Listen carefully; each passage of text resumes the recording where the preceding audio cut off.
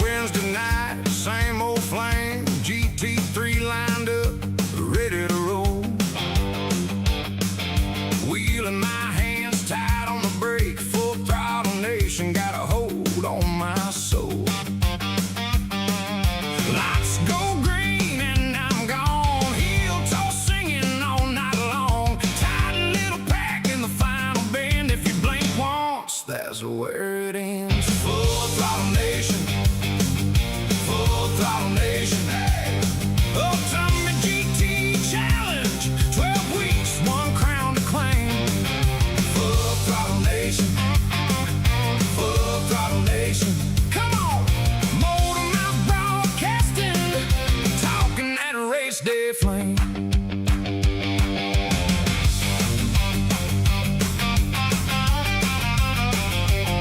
iRacing screen glare on the dash, push to the curb, let the rear end dance. Late break heroes that come and go, but I keep it smooth in the second place fight. Pit wall buzz in the tires sing, one more lap could change everything. Clean hands, hard lines, hold your nerve. That checkered flag is mine if I deserve. Full throttle nation, full throttle nation, hey. Ultimate GT challenge, 12 weeks, one crown to claim. Full throttle nation, full throttle nation. Come on, Motor Mouth Broadcasting, talking that race day flame.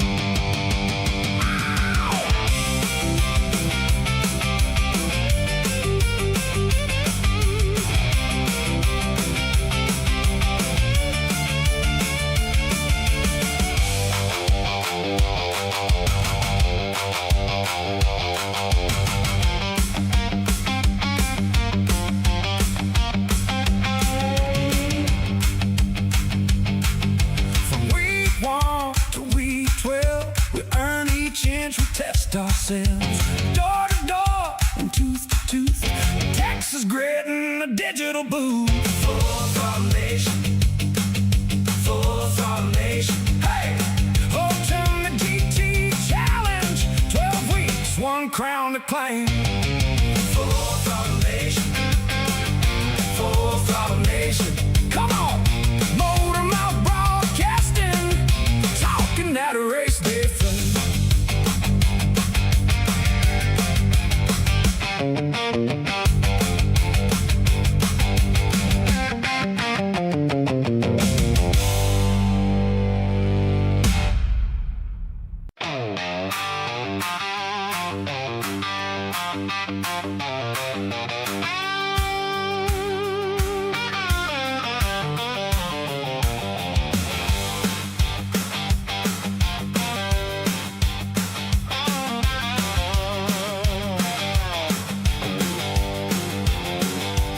Wednesday night, same old flame, GT3 lined up, ready to roll. Wheeling my hands tight on the brake, full throttle nation, got a hold on my soul. Lights go green and I'm gone, heel toss singing all night long. Tight little pack in the final bend, if you blink once, that's where it ends. Full throttle nation, full throttle nation, hey. Ultimate GT challenge, 12 weeks, one crown to claim. Full throttle nation, full throttle nation. Come on, Motor Mouth Broadcasting, talking that race day flame.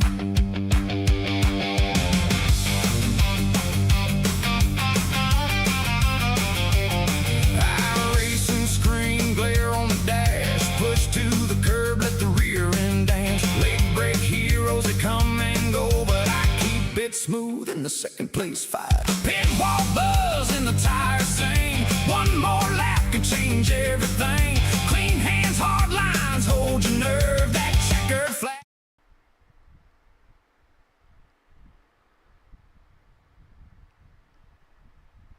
Hold on. Start again. Go ahead. Good evening and welcome to the Red Bull Ring for week 6 of the Full Throttle Nation Ultimate GT Championship. For our endurance round tonight in Austria, 90 minutes of racing ready for us tonight for the first time this season, indeed, at week 6. After tonight, we'll be at the halfway mark as we're here live on a Wednesday night every week from now until July 8th, where we have our final race of the season at Spa. It's myself, Ewan O'Leary, and Jim Cunningham in commentary for you here tonight with the, as I say, first of our endurance rounds. And Jim, it should be a good place to have an endurance round, actually, here at the Red Bull Ring in Austria. An interesting circuit, a good circuit for racing, but it's amazing, isn't it? Just what an extra half an hour can do to change a race compared to the normal hour-long races we have normally. Yeah, it does. It's sometimes for good and sometimes for bad. Sometimes people don't race as hard early on in these races, but yet you get there's additional pit strategies which can really mess some people up. It's crazy to think how putting one more pit stop in there really just throws people off, but it does sometimes. Quite a bit of differences in. Like you said, it's only a half hour. It's not that much more. Plus exhaustion. You drive these cars for a solid hour and a half, get hot and sweaty, and, we've seen a lot of mistakes at the end of these endurance races. It's probably just based on fatigue and losing your mental focus. Yeah, it's, again, amazing that just an extra half an hour can make such a difference with regards to that as well. But we'll get into all of that as the race gets underway. Let's just go through the championship standings first before we talk more a little bit about that strategy that you referenced there. Scott Mowry is leading the GT3 Pro Championship. Still close, though. As we get to the halfway stage, there's nobody taking this by the scruff of the neck yet. Daniel Small is only 18 points behind. Robert Williams is next, 88 behind. So maybe a two-horse race developing at least. Harrison Haldane, Cole Malley are next of Justin Pock, who has hopefully turned his luck around. Scott Petrone, Norman Padovani, John Voigt, Jed Cotterman round out the top 10 here in the pros. In Pro-Am, we have got Kyle Dersham leading by 51 points. He's ahead of Corey Patton. Again, maybe a two-horse race developing here.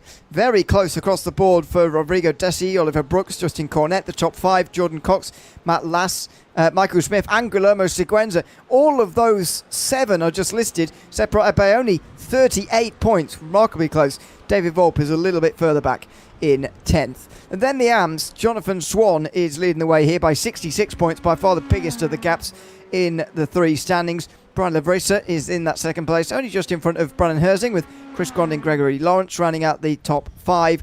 And then it's Tyler Govenden, Mark Ossier, Aidan Kiley, Herschel Lawrence and Eric Cruz rounding out the top 10 in these standings. Just 18 points, though, for the overall championship between Mowry and Schmall. And yes, it might be developing into a bit of a two-horse race, but at least we do have 2 horses in the race. As I've been mentioning for the last couple of weeks now, really. Nobody has quite taken this championship on and sort of won multiple races in a row, gotten fully clear of the field, if you like, in terms of these standings. And so even as we reach halfway at the end of this week, we're still battling really to see who's involved, who's leading the championship, who's getting clear and all that kind of thing, which is, after 6 weeks, pretty impressive, really, if you look at that, how close this season has been so far. Yeah, it is a bit surprising, but I think that we're at the spot now where that's going to clearly, kind of launch itself out there. I would say that the car we've got on the screen here right now, Cole Malley, may be the odd horse in the race there, that he hasn't quite moved up into that top echelon of points guys yet, but I got a feeling that's coming. We're starting to see him find his way in these GT3 cars, coming over from the GT4s last season. He's getting quicker and quicker and more and more comfortable in these cars. So I could see him potentially getting up there and joining that race as well. But I think that it's we're in the. I mean, I guess we're lucky that we don't have a runaway so far. So this is really good, really. It is very good news indeed. Good evening to everyone watching on at home, by the way. Daniel Rest says, let's go Richard Silva and Rodrigo Desi as well. The two Brazilians in the field tonight. One of them has qualified so far, but that's because we have a split qualifying here. 19 drivers have been out already to qualify, and I think we've got much more than 19 actually going again for maybe nearly sort of 25, 30 going in the second group here. I think we do, yeah. Yeah. I'll tell you what, this would probably be a good time to take a look at this track, really. You know, if you're unfamiliar with it, this is a phenomenal facility. Let's take a look at the track map here, and we'll tune into the end of qualifying. The Red Bull Ring, there it is, right, almost as if it's trying to escape Austria, down the bottom end there, in the southeast, just not far away from the Alps, the Alpine mountains that really do give this part of the world its character, if you like, its landscape, and you can see a lot of that in the background. The Styrian Mountains, though, are the ones in the background here, rather than the Alps. You can see the rises and falls a little bit on this track map. We'll certainly see it with the onboard lap as well. First of all, a pitch uphill in towards turn number 1, which makes it for a very committed corner actually, with quite a small braking zone, a surprisingly small braking zone, and that's what you want for a challenging corner, really.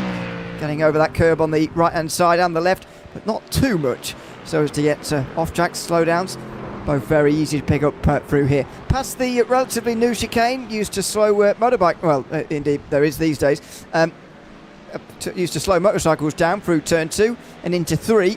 Turn 2 not really a corner in four-wheeled vehicles, but is numbered nevertheless. Uphill braking zone again at turn 3, which makes this overtaking chance a little bit less of a chance than it otherwise might have been if it were a downhill braking zone, but we do get that payoff as we come down towards turn 4, slightly sloping downhill before it really pitches again into the braking zone. And this is such a tricky corner, off camber, curb that you just want to sort of kiss on the right hand side there, but you can so easily understeer wide from, and so easily understeer into the gravel as well. It continues on through turn 5 really, which is just a continuation of turn 4, and then turn 6 through that tighter of the two left-handers here, although they are both pretty tight in the sort of infield of this circuit, if you like.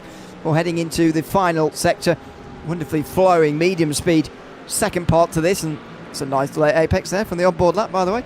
Nice exit going through turn 8, which is not really an event in these vehicles, and then the final two turns. High speed, high commitment.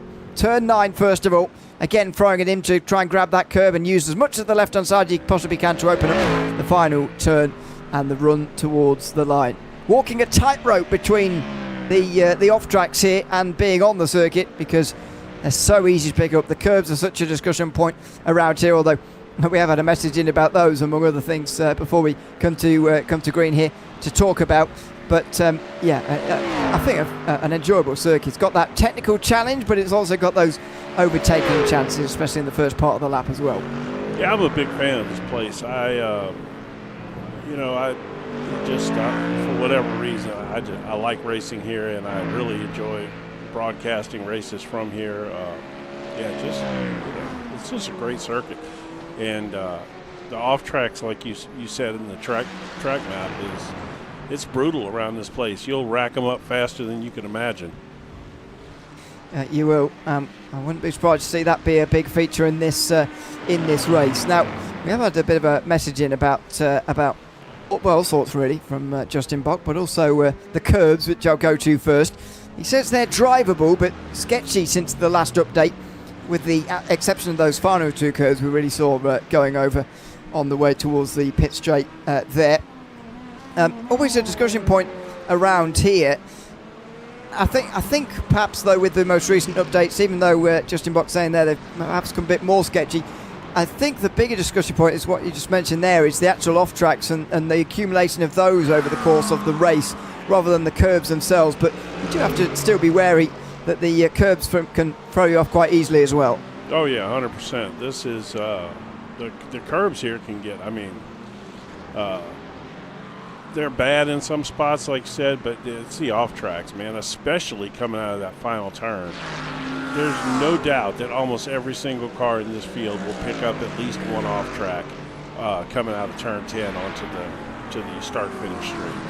It just can't help it around here. They just happen, I thought you were going to leave it at just one off track. And I was like, that's not a very bold prediction. No, but you know, I go out on the limb sometimes. Well, you would definitely be right if you say that. So there you go. And the other thing as well was about strategy that we received from Justin Bock, and about how far the Porsche might be able to go, and the other manufacturers as well. Obviously, it was difficult for the drivers to actually tell us what's going on with the other manufacturers, since they're practicing with just the one of them throughout the race. Effectively, we're looking around the 60 lap mark for this race here today. Maybe even 59 if it's an especially slow race, but it looks like it's going to be 60 laps, and it makes the maths actually quite easy. You want to be getting to lap 30 first time round, but it says that is going to take some fuel saving. I was speculating that maybe with a 29 lap first stint, because of the formation lap, that might put you in the window to be able to do it through the second stint. But to me, it seems it's going to be quite difficult to do this on one stop, and we're going to see 2 stop races. But I'd imagine there will be people setting out to try this one stop race, because it would save you some time in the pit lane, obviously. I hope somebody does try it for sure, because I think it'll be a load of fun to speculate as we get later into the race if they're going to make it and all of that kind of stuff. And I love the differing strategies. You know, I think that's a huge part of sports car racing, and especially endurance racing. So yeah, to have some people going for the big fuel save, long stints versus the guys who are pushing really hard, and that to me is what makes endurance racing fun. Yeah, it certainly does. And this is the endurance round coming up tonight. Daniel Small has taken the pole position so far. Well, he's leading the session, I should say, anyway. Just over 0.2 of a second is his gap. No Scott Mowry tonight, by the way, which means that Daniel Small is almost certainly going to take the points lead. He's 70 points ahead of Robbie Williams, or Robert Williams, depending on which set of date you're looking at. But he's in third there, you can see in the session. But it does need to gain some points to get close to Small. But has had a good start to the season as well, just in front of Harrison Holiday. But those are the top 2 in the field tonight in the championship, Small and Williams. So I expect to see them fighting it out, and Williams searching hard to gain some points back, because it's not going to be too. I mean, we're still in the first half of the season now, but it's not going to be too long until you look at the 70-point margin and think, well, I haven't got enough weeks to try and close that gap. So Williams has got to stop chipping away at that very soon.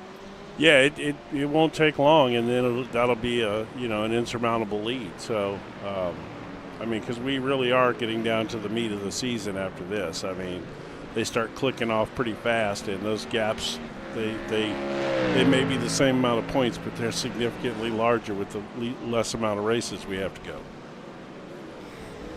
Exactly. 6 weeks to go after this one. Next week, by the way, we'll be live from Le Mans for the latest round. It'll be 10 days before the 24 hours, I think. In the real world. That's right. Yeah, we'll be there. I'm excited for the 24-hour this year. It's going to be fun. Yeah, it is. I've got to say, of the big 4, as I call them, in the 24-hour race, it is my favourite, Le Mans. It's the basic answer, isn't it? It's it's like saying vanilla is your favourite ice cream flavour, isn't it? But Le Mans is my favourite of the 24s. So there you go. It's the right time of year to be going to Le Mans, and that's where we'll be next week. One day, I want to be there. One day, hope that's definitely on my bucket list for sure. Yeah. My intention is to be at the Daytona 24-hour next year for sure.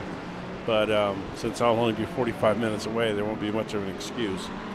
But yeah, Le Mans. How can that not be your favorite? I mean, it's Le Mans. Yeah. But some people like the sort of almost. I don't want to say that any of the other ones are sort of hipster choices, but people like the sort of lesser. A lot of times, I see this happening in loads of sports actually, not just motorsport, endurance racing. The most popular by a certain group is seen as not as good because not because it is most popular, but just no. I get that. Yeah. I guess they see it as overrated. I guess they see it as overrated. I mean, really. I can see maybe it's fair sometimes. How you would say that about any of them to a degree, but. Yeah. Yeah. I don't know, man. It's Le Mans, but this is quite interesting here. I'm not even sure who Clancy Garvin is, but what he is fast. Yeah. Oh, he's got my race number on, by the way. That's rather rude. Anyway, Is it rather rude? Maybe he's honoring you. Oh, I'm sure he is. Yes, that's a great way of looking at it. Thanks.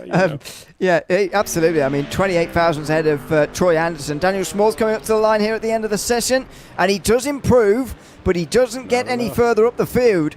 A 29.4 was about 300ths quicker than what he managed before, but it isn't enough to get ahead of Garvin or Anderson. Wow. Pretty sure we saw Garvin on Friday, by the way. No, we did, but just the shocking that to come in here and just jump Daniel Small when Small's rolling on the pole, and to beat him by a couple of tenths is pretty impressive. I mean, Small's fast and Anderson's fast, so. I love the fact that we're starting to see. That's right. Yeah, a year ago you would definitely not have told that joke. Booed off the stage for that one. Yes, Sorry. That's all right. No. People are glad to hear you throwing that out there. I mean, look, I'm really thrilled that we're starting to stack these guys up towards the front of this field, though. You know what I mean? Like the more faster guys we get up here, to me, the better the racing is going to be. Did Small manage to get another lap in? Oh yeah, Oh, no, he didn't. I didn't have, no. Yeah, no, he crossed the line with the check-off flag going. For some reason in iRacing, it does carry on for another minute and a half after everybody's finished. But anyway, he doesn't have time for another lap. And so we're ready to go into the grid, ready for this 90-minute race, the first of the Full Throttle Nation Ultimate GT Championship for this season. We'll have a look at the starting grid, and we've got plenty of time to do so as well with a full formation lap. Yes. So Clancy Garvin takes pole in front of Troy Anderson, who rather stealthily actually towards the end there got his way up into second. And then it's Daniel Small who's in third place, as we were talking about. And Robbie Williams, his championship rival for tonight, I suppose, the 1 and 2 in the championship for tonight, they are on row 2. 4 different manufacturers in the top 4, and that's broken by Lizen Young Dilworth, who is 5th and the first of the Pro-Ams in front of Rodrigo Desi. That's an all Pro-Am row 3. Matthew Irwin, and Cole Malley are on row 4, ahead of Michael Caffrey and David Volp, who rounds out the top 10. Brian LaBrusa. He brought the Mustang livery back. I love it. Oh, yes, he has. He's finally listened. 11th place for Brian LaBrusa, who is the AM pole sitter. He's 5 positions ahead of Tyler Covington, by the way. Carl Dersham's alongside him. Jed Cotterman and Justin Box share row 7, and all pro row 7, with Kylem Cavier, who I think is new for tonight, and Tyler Covington alongside for 8th place. Yeah, one of 2 new drivers tonight, I believe. Then it's John Voigt and Tim Schaefer, with Brannon Herzing and James Langevin then rounding out the top 20. Oliver Brooks is 21st ahead of Matt Lass, row 11 ahead of David Steiner and Jason Holland. Philip Caffrey, I wonder if there's a relation to Michael Caffrey further up front. He's 25th ahead of Mark Stewart, then John Swan, the AM Championship leader, 27th in front of Jamie MacArthur. Richard Silver's 29th in front of Jacob Cotterman in an all Pro-Am at row 15. Outside the top 30 for Corey Patton, second place in the points. Second place in the Pro-Am points, I should say, is all the way down there in 31st in front of Kurt Bassler, who's a pro, don't forget. Then next up is Justin Cornett, who's ahead of Ryan Beaujolais. That's row 17 in the field. Row 18 to Jordan Cox and Michael Smith. That's still going here, by the way. We've got 46 rolling on this formation lap. Norman Padovani and Chris Grondin are then on row 19 ahead of the rest of the top 40, Justin Welsh and Scott Patrone. Outside the top 40, Harrison Holiday, a long way back.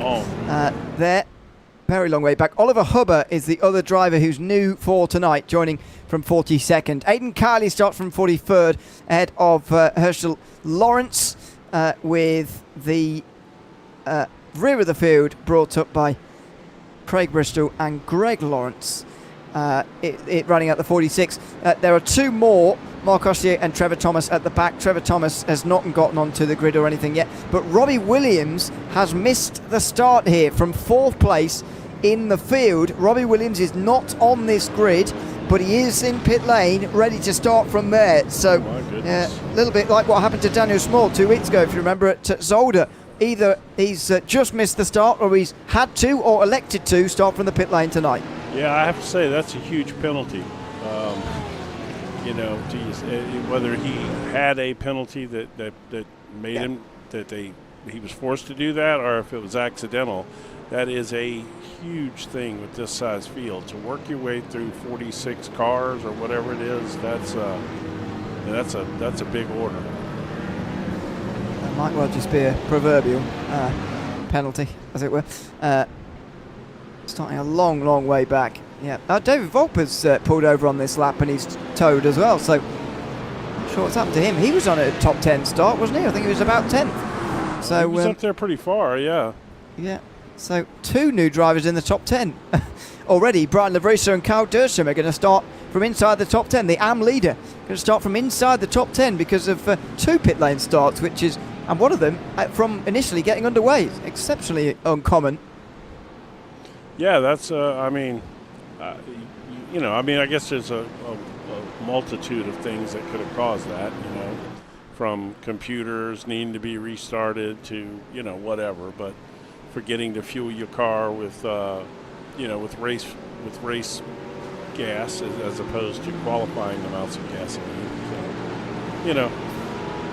Yeah, very unusual, but anyway, here we go. Hopefully they will get to start from the pit lane at least, as Clancy Garvin brings us to the green flag.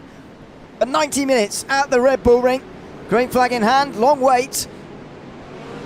And finally underway. Look at the way the field stacked up in behind there, by the way. Oh, with 3 wide already, 4 wide in the midfield. Goodness me, a slow start means a congested field in towards turn 1, and Garvin slides, very nearly lost it there in front of the whole field. He's going to lose his lead for sure though. Here comes Troy Anderson, here comes Daniel Small. They're both going to get through easily here with that slide from Garvin, and here comes Daniel Small for the lead maybe, in towards turn 3, uphill braking zone. He looks, he can't get it done, there's a bit of a contact though.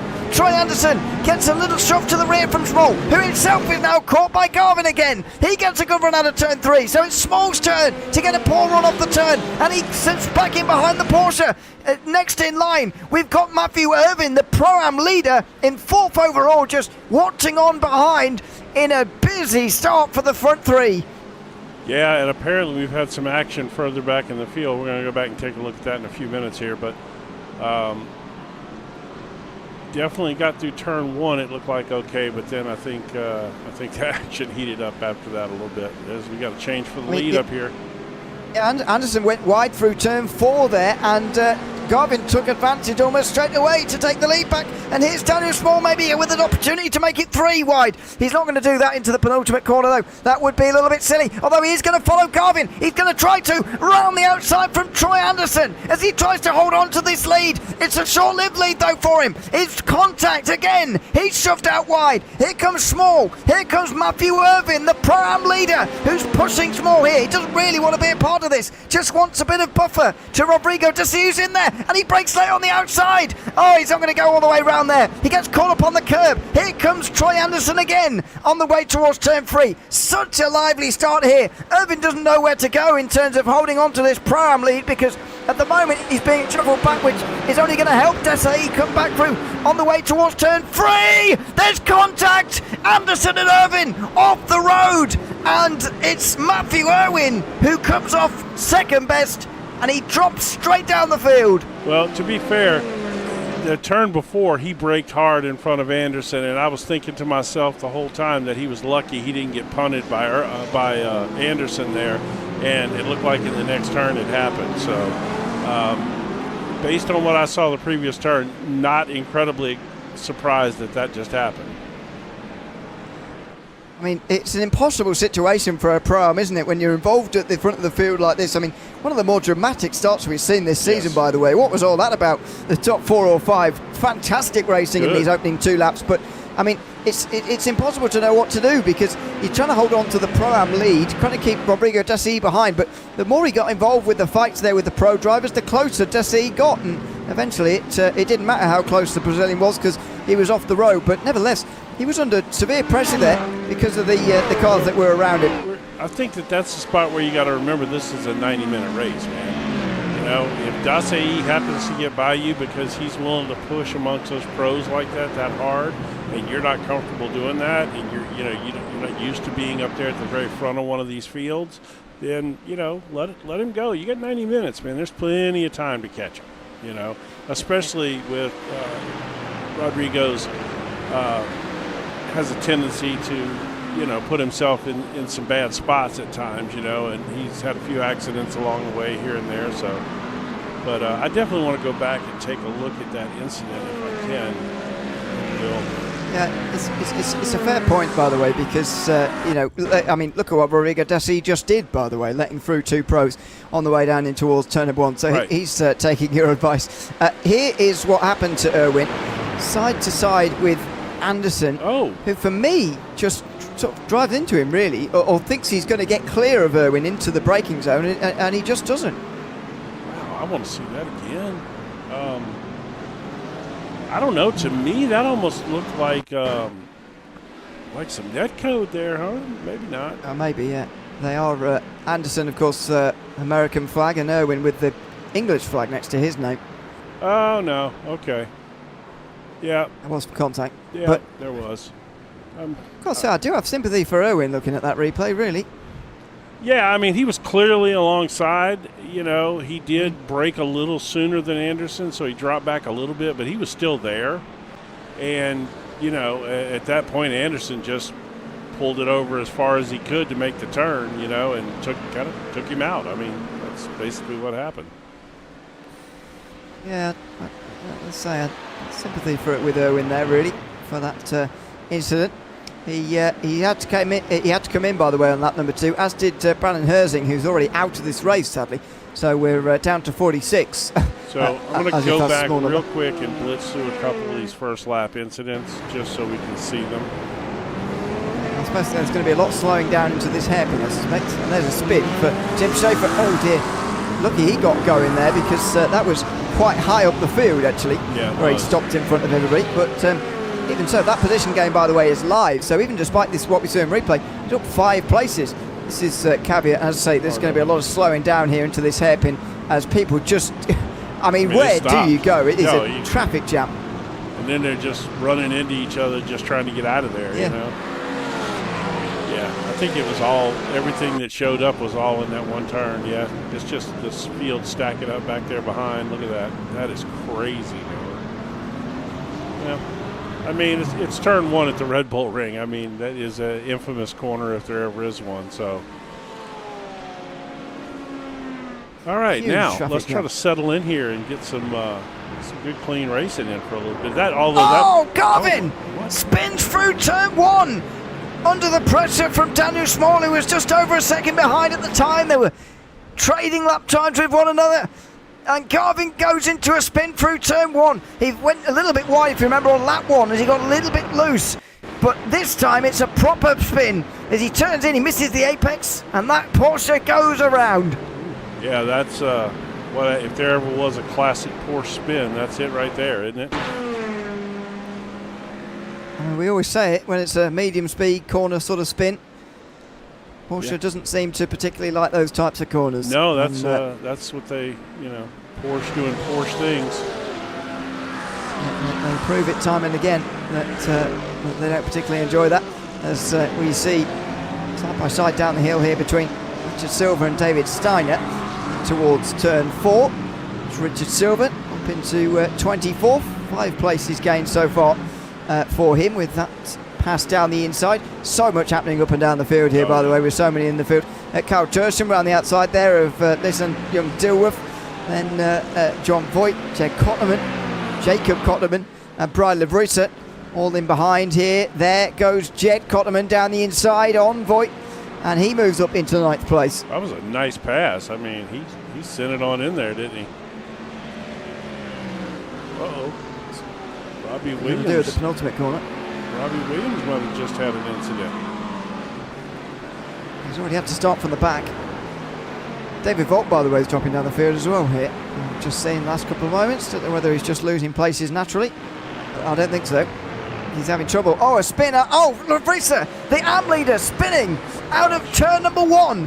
He had a 15 driver advantage over Charlie Covington, who's down in 24th, and now he's spinning and dropping to the back of the field. Oh my word, and this is horrible. He's stuck. Now there's a gap. Go. Oh. Oh.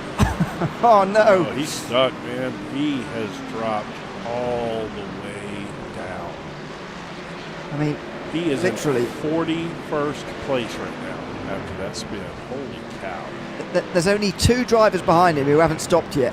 That's how far he's dropped in this race. I wanted to go back Wow. to this Robbie Williams incident here in turn 1. Oh, he got a little help there from the Crayola Crayon Mustang. Yeah. That Volpe, who has since dropped down himself. Yeah, yeah. Every Volpe. Yeah, so So he's this made is what contact happened with to Williams. Volpe right after Okay, that. yeah. Literally right after that. Next couple of turns here. Second of the 2 left. Oh, he's hit one of the Porsches and has got damage there, I suspect. Who would he have hit there? I mean, there's quite a lot of Porsches in that part of the field, so I don't want to guess. But looks like it's damaged the front right corner for David Volpe. Potentially maybe Corey Patton. Right, it's very difficult to guess. Oliver Hubbard dropping down the field off track on the way into pit lane from Hubbard. So he might have spun and then ended up in pit lane rather than actually wanting to be there. And that's where he is now, with 10 minutes gone already in a pretty busy opening to this race. Yes. Let's see, he's going to crest the hill here. Let's see what happens. Oh, turning oversteer. He never really catches it. Oh, yeah, and he does accidentally end up down pit lane. That's good call. That was pretty good that you figured that out. All right, let's go back up here to the front and see what's happening. Although up front it seems to have settled out a little bit now. They've kind of gapped out here. Yeah, the live gap is 1.5 seconds rather, between Small and Anderson, and just over 5 seconds off the lead is Cole Malley, who's just in front of Clancy Garvin, who, by the way, hasn't been slowed down by that incident there.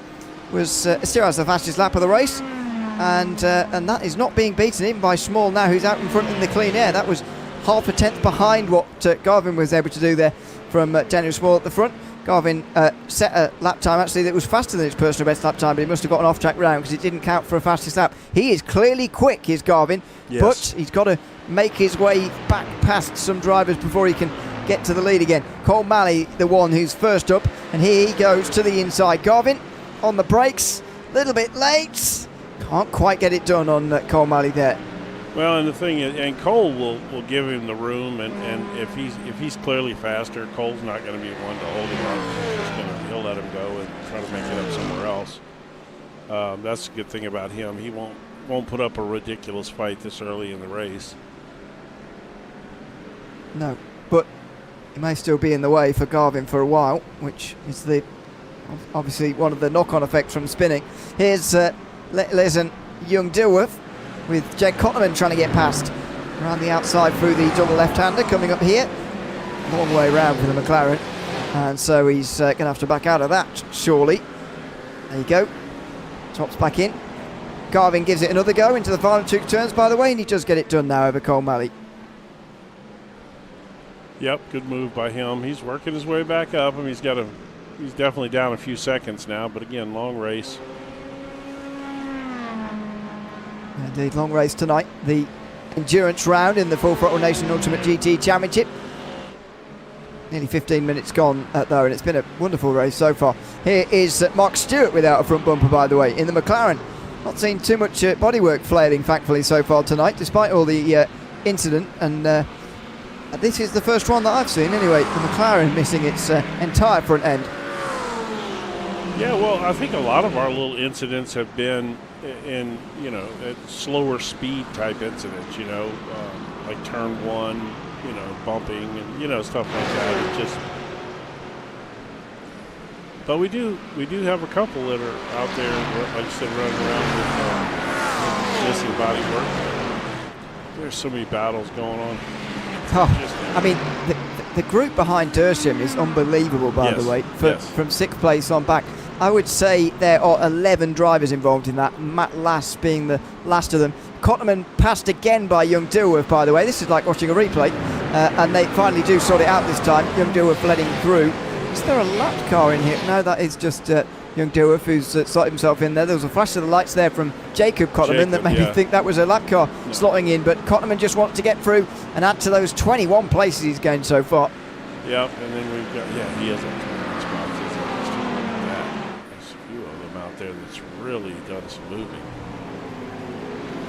Cotterman the best of them. Kurt Bachelor, unsurprisingly, up 17 as well. He was a pro driver who was miles down in qualifying, outside the top 30 for a pro driver, which is pretty unusual.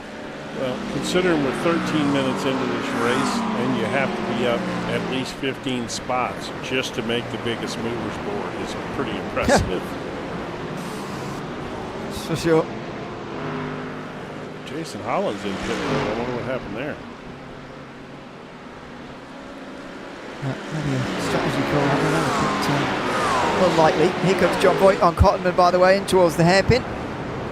Not going to manage it. Oh, Constantino effect is going down the line. You'll just get a little bit nervous as it does. This is a long battle of cars here.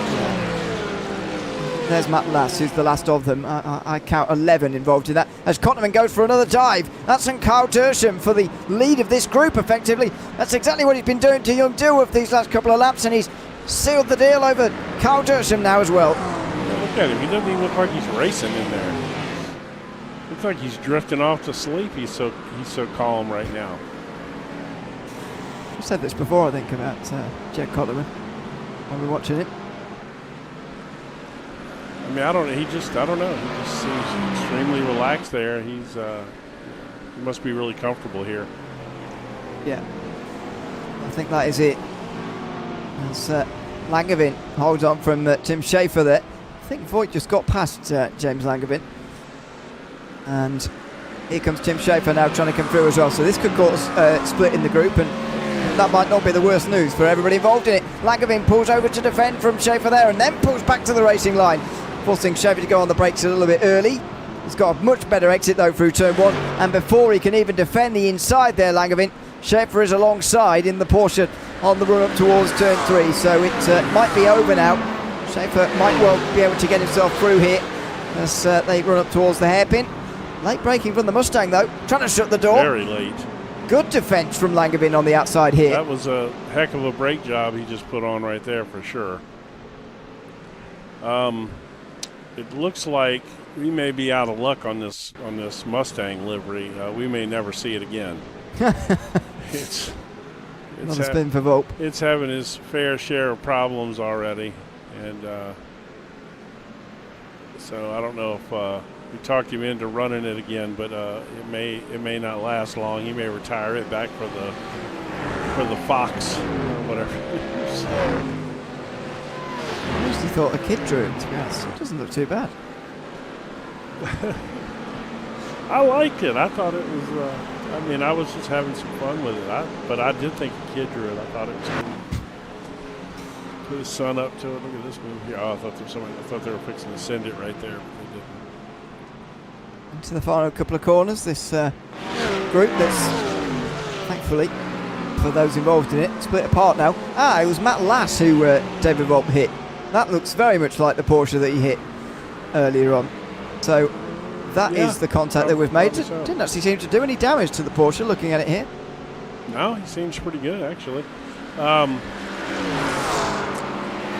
I have a train of thought. Oh, no, you were asking about Caffrey's, Philip and Michael earlier. They obviously are related. They're both Australian, so I would say that'd be very unlikely we would have two Caffreys from Australia that just happen to be in the same league. I mean, this is true. Looks like one of our other buddies here is having a little bit of a hard time. No holiday for Harrison Holiday this week. He struggled. Oh, steady on. Dear me. Well, he must have known about that gap there, because there was quite a big one there. But the way he came on initially made it look like he was just going to go for it, whether there were people there or not. He did calculate that well, though, to get back going again. So far, all the way down in 40th place for the pro driver. I mean, yeah, that's crazy. I mean, he's been, he's been in the talks for winning races, Yeah. Not having such talks tonight about that. Here's Dersham leading the Pro-Am class ahead of Young Dilworth and Jacob Cotterman, who's up 21 places to be in this fight. And Tim Schaefer, James MacArthur round out the top 5 in Pro-Am. But Kyle Dersham's been leading since the start of this race, and now the pro drivers are away. The Pro-Ams are going to get down to business here in the midway through this first stint of the race. They really are. It's they've kind of grouped up, which is a bit uncommon in this league. We often see a lot of a mixture with the pro-ams up in the top 3 or 4 of the pros, but we got a nice little group of 6 pros and 3, well, really 5 pro-ams split by 1 other pro driver.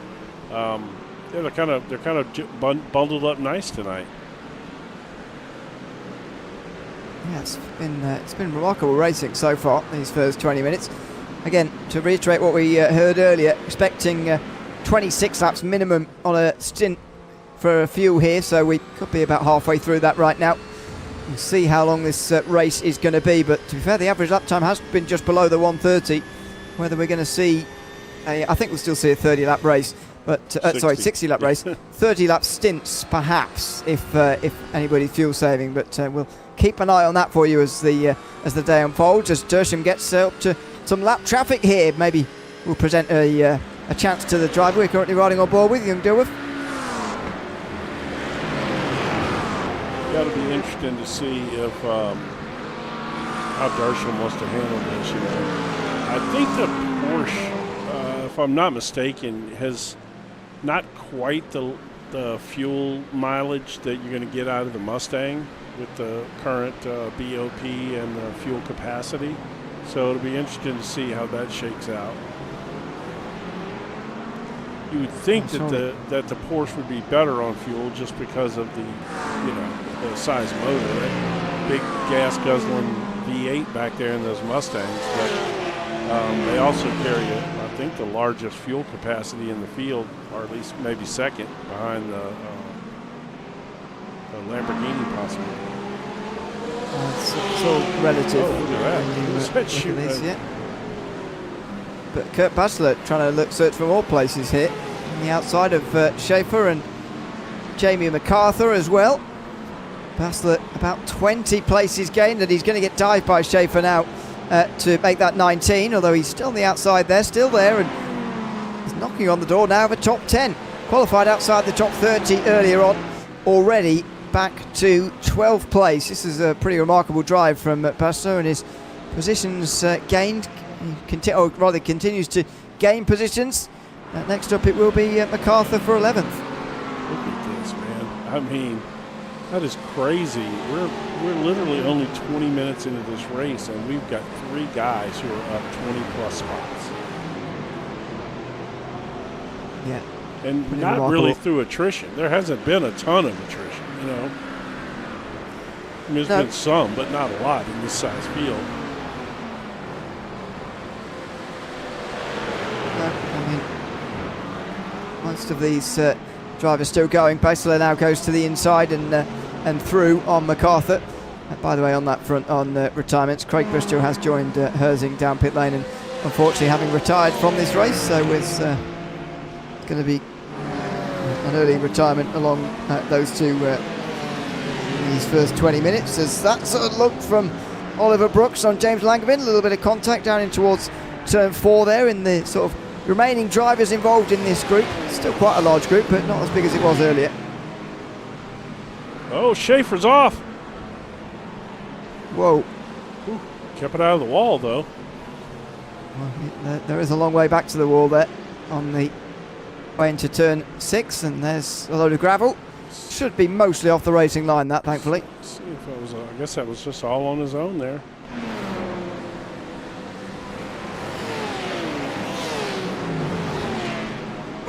Oh.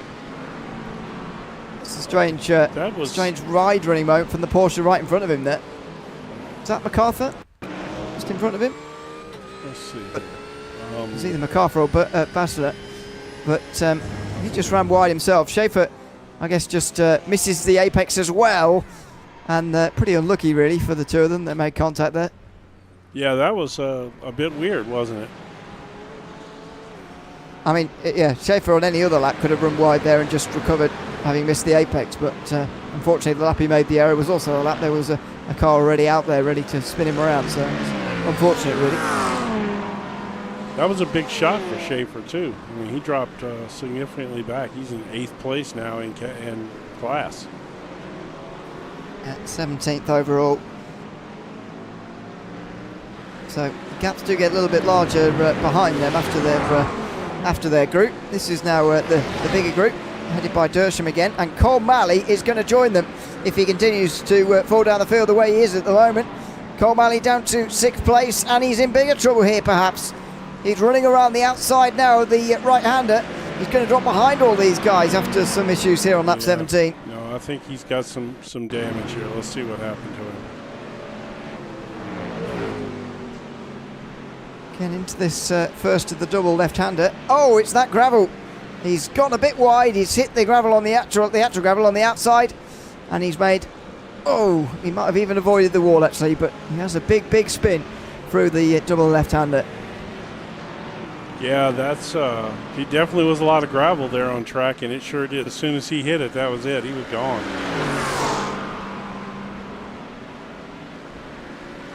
He drops to 10th place. Cole Malley down behind this group now.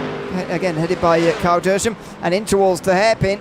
He's on the defensive from Young Dilworth there, fighting for the Pro-Am lead. This is turning into a great little battle up here now, that especially with Jacob Cotterman up here as well now, pulling himself into the mix.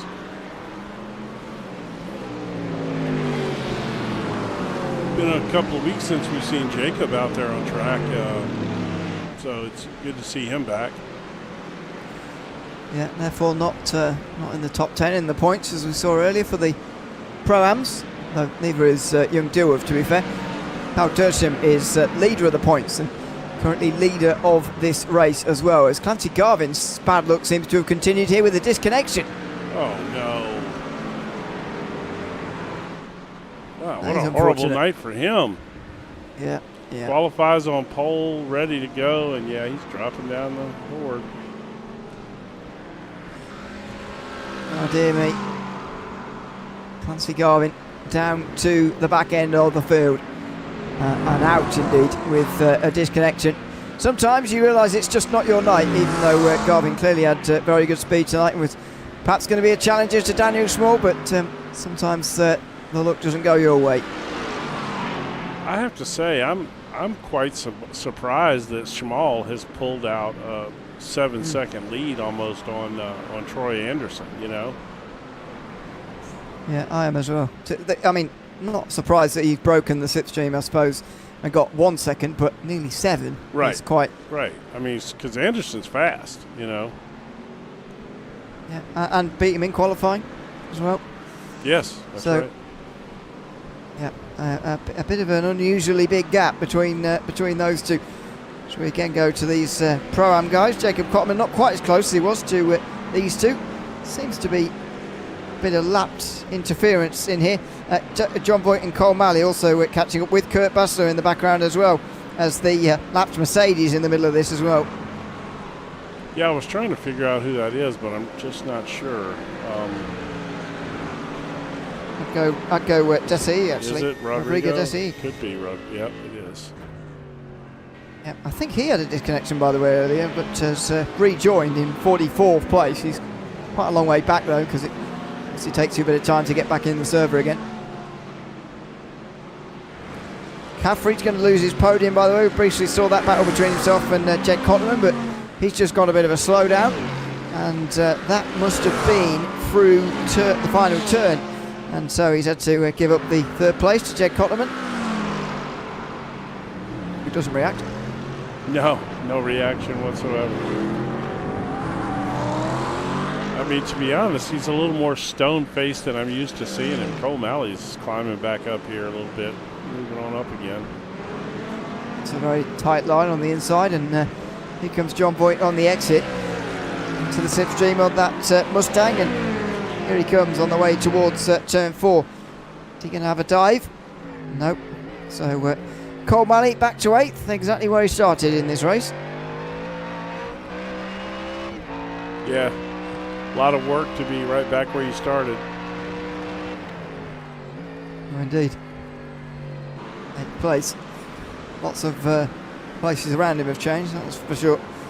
But this is split off from the Pro-Am guys who were part of their group a little bit earlier on. But the battle between Malley and Voigt has just opened up a small gap again, though these guys continue as they were. Yeah, this is still a hot and heavy battle here. This has been going on for a while, these two. And James Langevin comes into the pit lane meantime to probably kick off the first scheduled pit stop. It's almost exactly a third of the way through this race, so maybe he's accepted that this is going to be a 2-stop race, and so he's going to split it out evenly.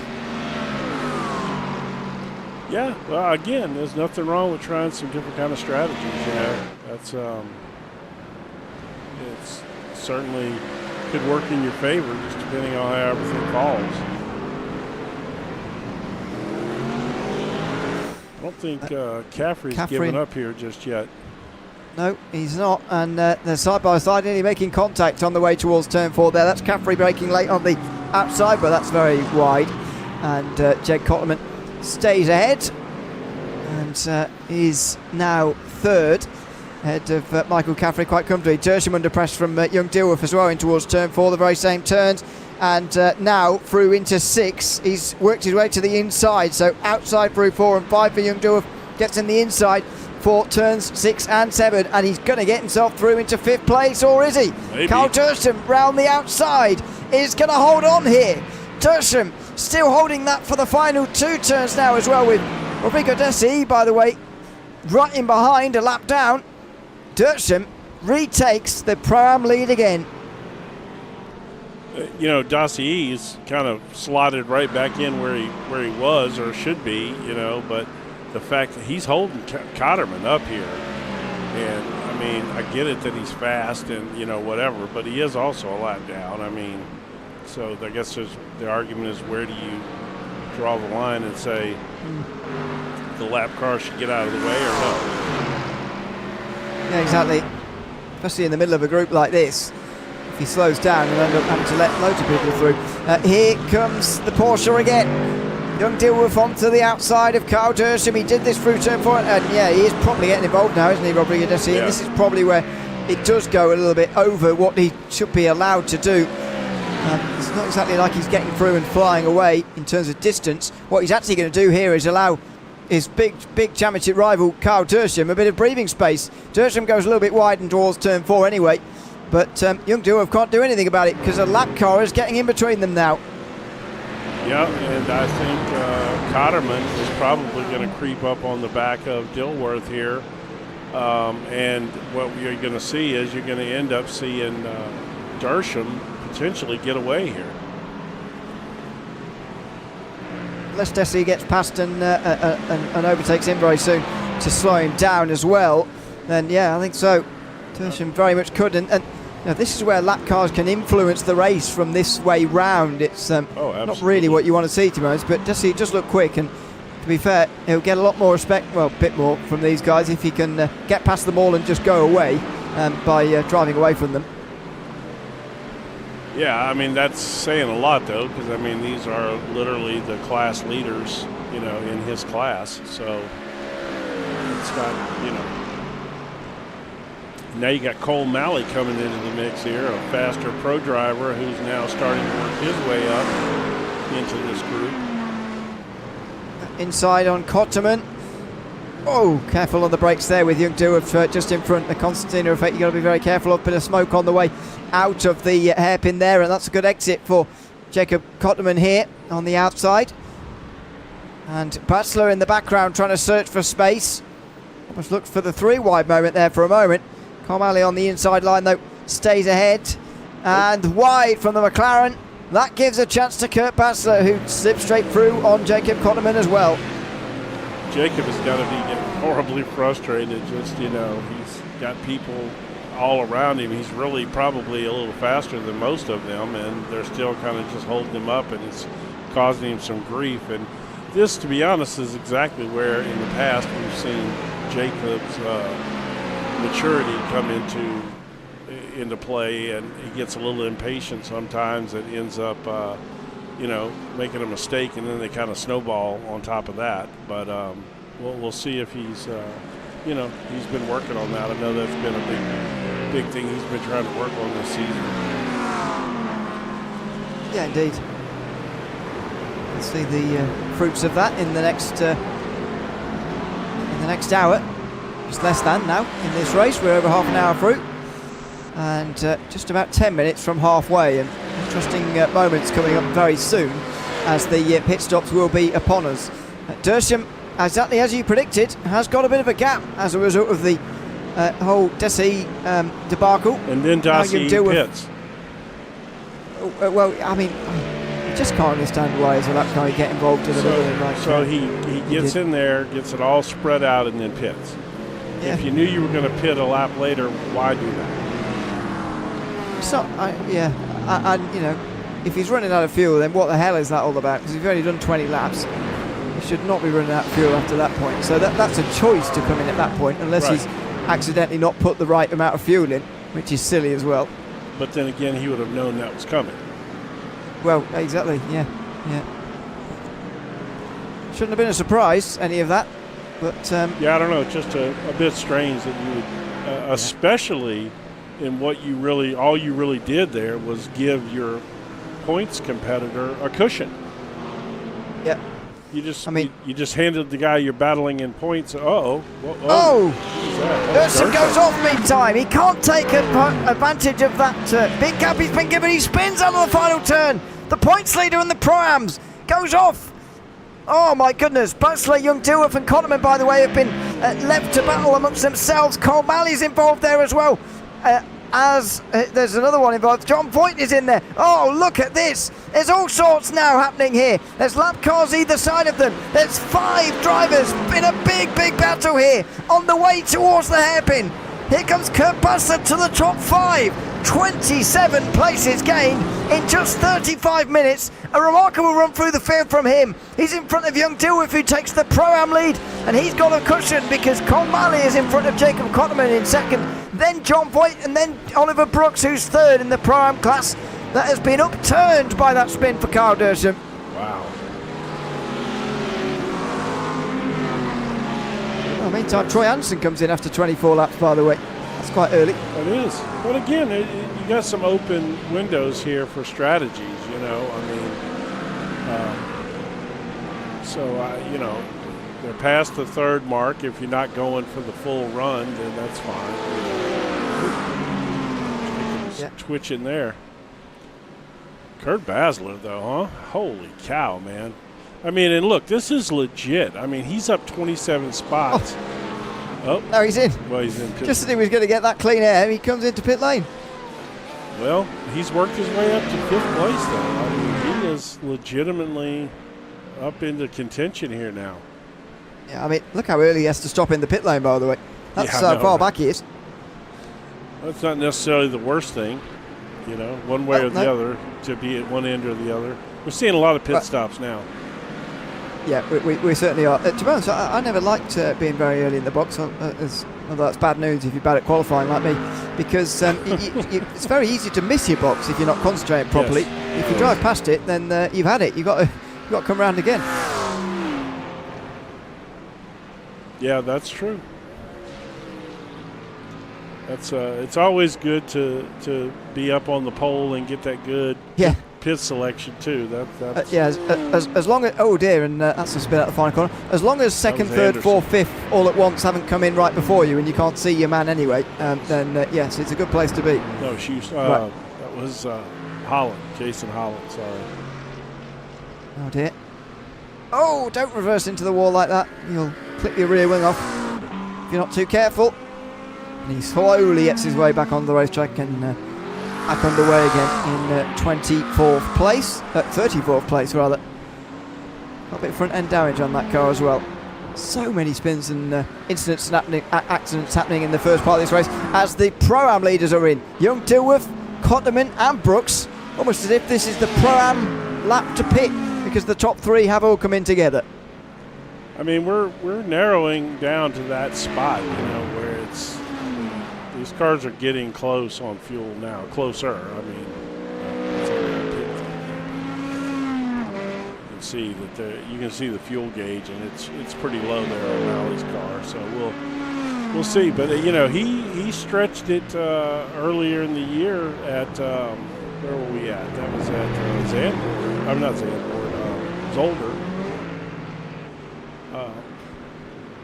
And he stretched it out and managed to make it on a long fuel run. So maybe he'll do that here as well.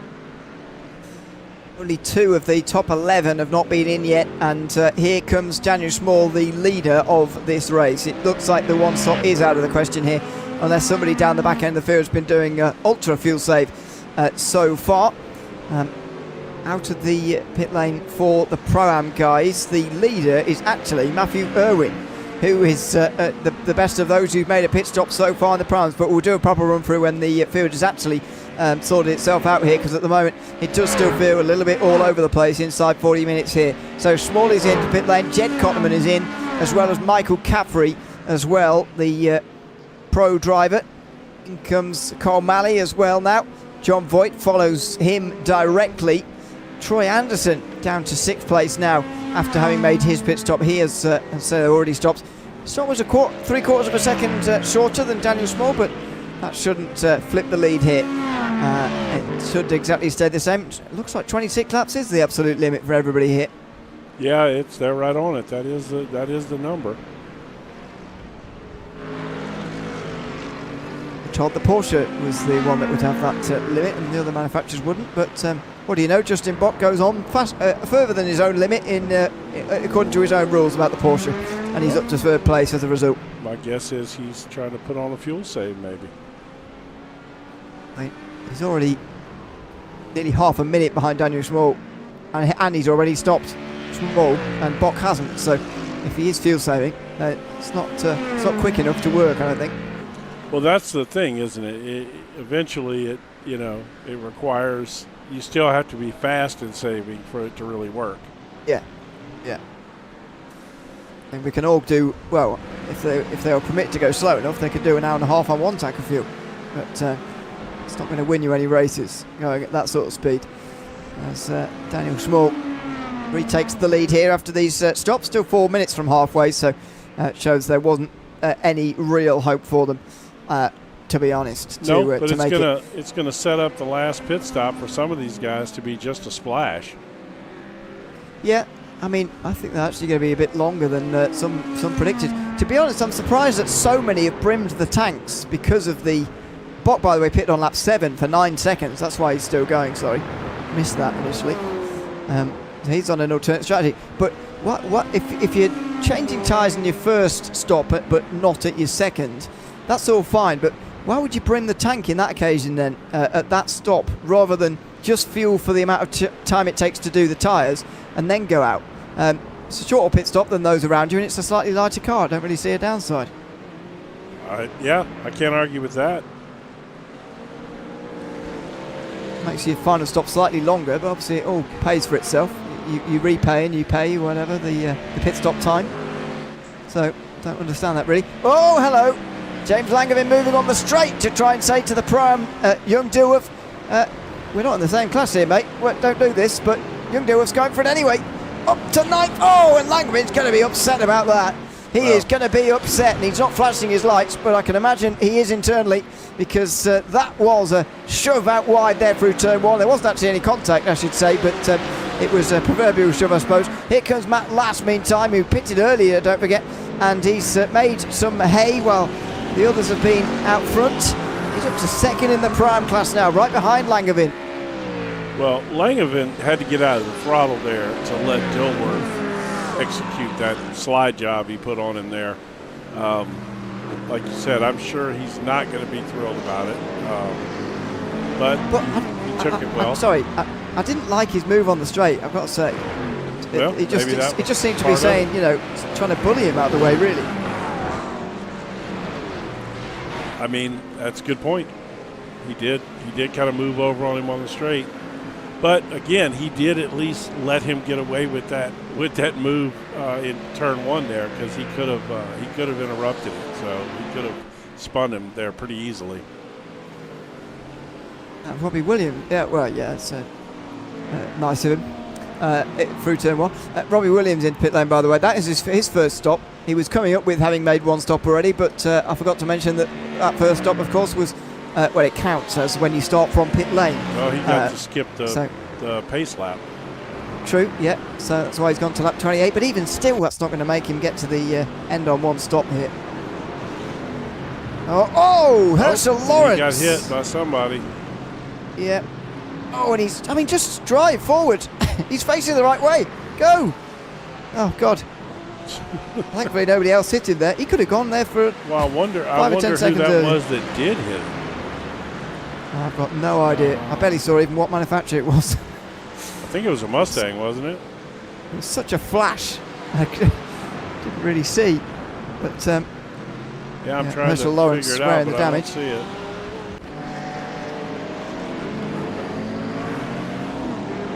Next Mustang you see without a front bumper. The answer. That's right. You'll know who it was. I mean, the fact he was pointing the right way there, but just stops. I know we talk about bad rejoins often and whatever, but that's generally when you're pointing the wrong way, trying to rejoin the racetrack. He was on the racetrack, pointing the right way. He just needed to go forwards there, and he would have been fine. That would have made it better for those behind him. But anyway, Carl Dersham at the head of another group, but not for the lead now. All the way down in 17th place after that spin he had just before his stop, which itself was a brimming of his tank as well. Which almost everybody's done, by the way. I'm so puzzled by that. But anyway, Dersham is head of a group again, but demoralisingly 9 places down on the Pro-Am lead he was holding earlier. Yeah, that was really a great battle, too, with him and young Dilworth. I would love to have seen that continue. Sadly. But apparently we've got a battle up there. It's just now with it's Matt Lass and Langevin right now. But I think as these pros and Pro-Ams separate, we're going to end up with a nice group of Pro-Ams all together here on the leaderboard, as you can see. Yeah, it looks like it. I mean, no lap cars in the middle of them, but there is James Langevin separating the top two at the moment, and he doesn't have the speed of young Dilworth at the moment, so Matt Lass, if he wants to chase down the lead here in the prime class, has got to try and get back past us as quickly as he can. Yeah, it'd be interesting to see if Langevin gives him a bit of a hard time to get by.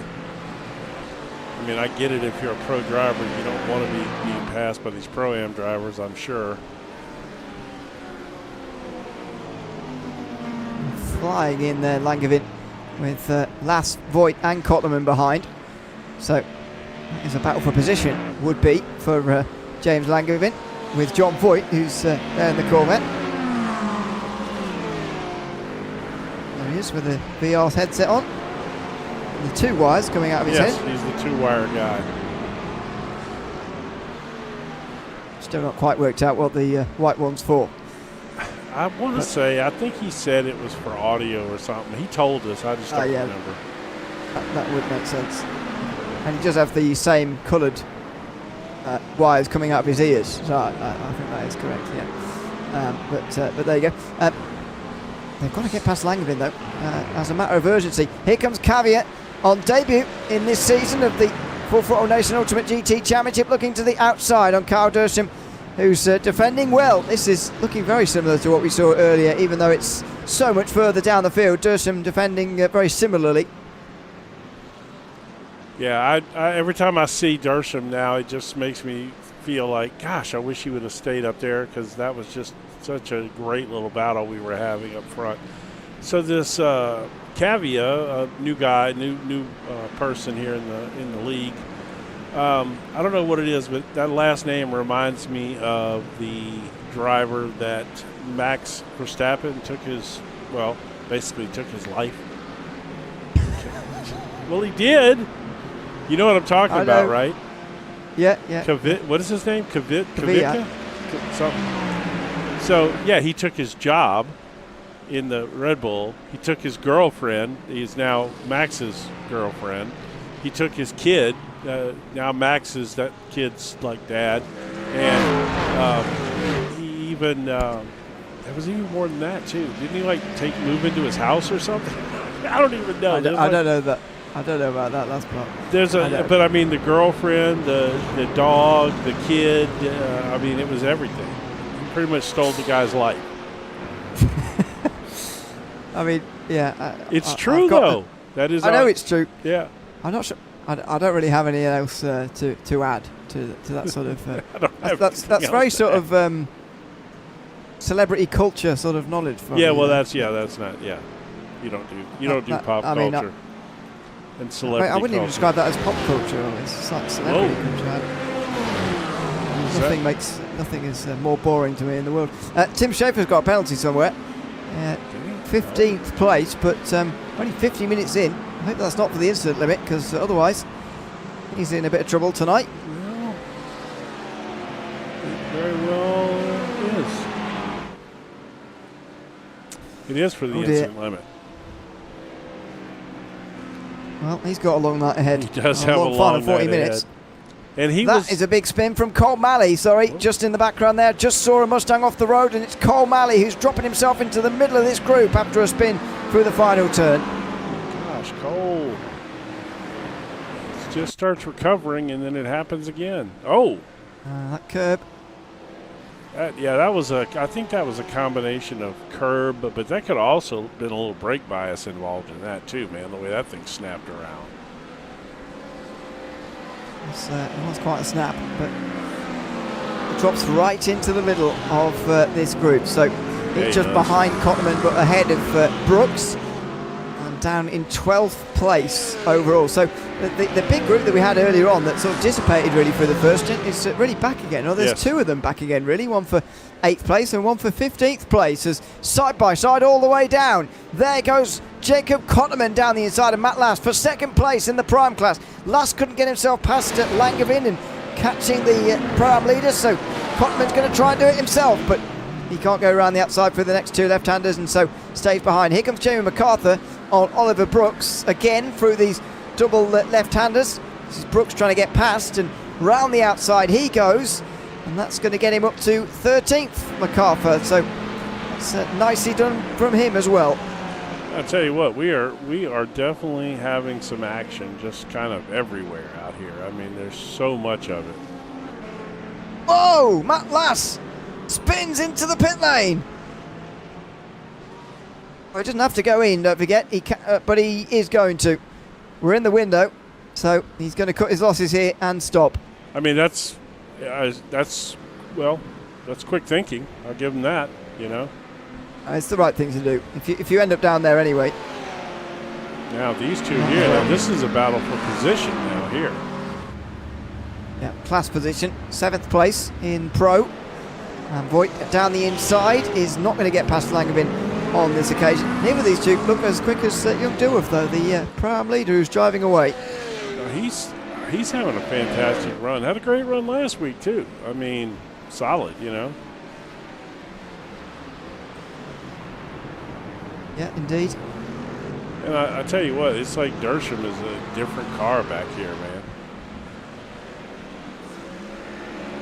It's pretty remarkable the way things have just changed here. The battle previously was for the lead, and now look all the way down the field. Justin Bock's strategy is coming to fruition now, by the way, as he makes his final stop of the day. We're, as I said, well in the window now. 26 laps to go, likely. Yeah, I'm going to be curious to see how that turns out when it's all said and done. Look at this freight train of cars, would you? There's some fast cars in here. Steiner, Beaujolais, Dersham, Patavarni. There's some good cars in here. Patron. Some big gainers. Patron got 22 places, though not the most, not obviously as much as Bastelet. but not even as much as Norman Padovani, who's up ahead there, up ahead of him. But yeah, just a group of guys that are way up, you know. Yeah, there's a lot of them. There goes Bock, 28 seconds. So this is his long stop, and maybe his tyre stop as well. Well, it has to have been. Yes. With the amount of time the other one was. Langevin again defends the inside successfully on John Voigt there into the hairpin. And here comes Jacob Kotterman as well. Now that's the thing that Voigt has got holding him back. He's got to be wary of what's going on behind him while he's trying to make these overtakes as well.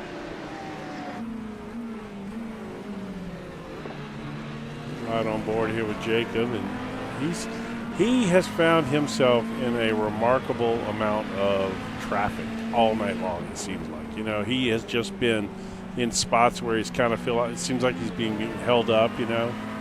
I mean, when you're starting 30th out of 46, that's going to happen quite often. That's true. And here comes battle again. This big group. That's Steiner down the inside of Dersham, and Patron and Irwin side by side there as well, I think, for a brief moment. But Dersham on the outside is the one here being displaced by David Steiner. Then it's Scott Patron. No, it was Irwin with Mark Stewart rather. Dersham just going backwards again and again here. Breaks early into the, and I wonder if he's coming in here to try and negate the losses. Yeah, it's a good idea, because this race was just getting away from Carl Dersham. Yeah, indeed. Which is just crazy, I mean, considering where he was at. So Bach now is, of course, he's out on cold tires right now, so he's having to take it a wee bit easy, but he has made his last pit stop, and of the guys who have made their second pit stop, he is the first car on track that has done that, of course, but still quite, you know, he's a minute 15 behind the leader, so that's, you know, he's not going to gain the lead here, it doesn't look like. Bock, you mean? Yes. No. I mean, his stop he's just done there is probably going to be about 20 seconds longer than those around him anyway, if it does reverse exactly.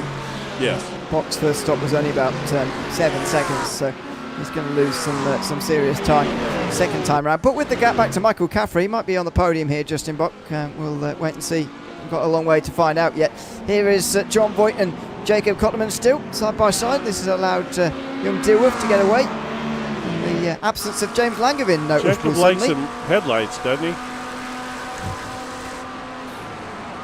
Looks down the inside there, can't do it. And on John Voigt, yeah, Langevin down to 10th place and in that group behind now. Unusual to see after such a long time for him defending from these guys.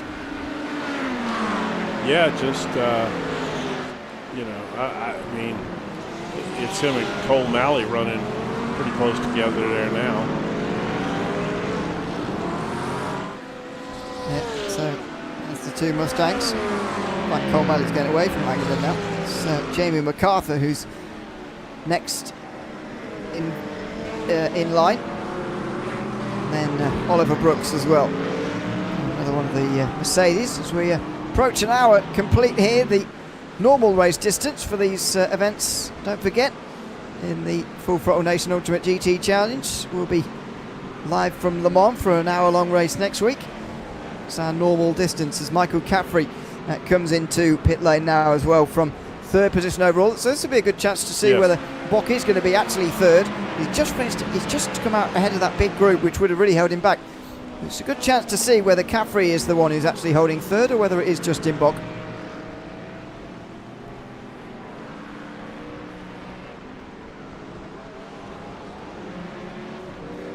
There he is in the pit lane. That's Rodrigo Desi having another long stop just in front of him, by the way, so not a great race from him, but let's see where Justin Bock is. I don't think he's going to be anywhere near.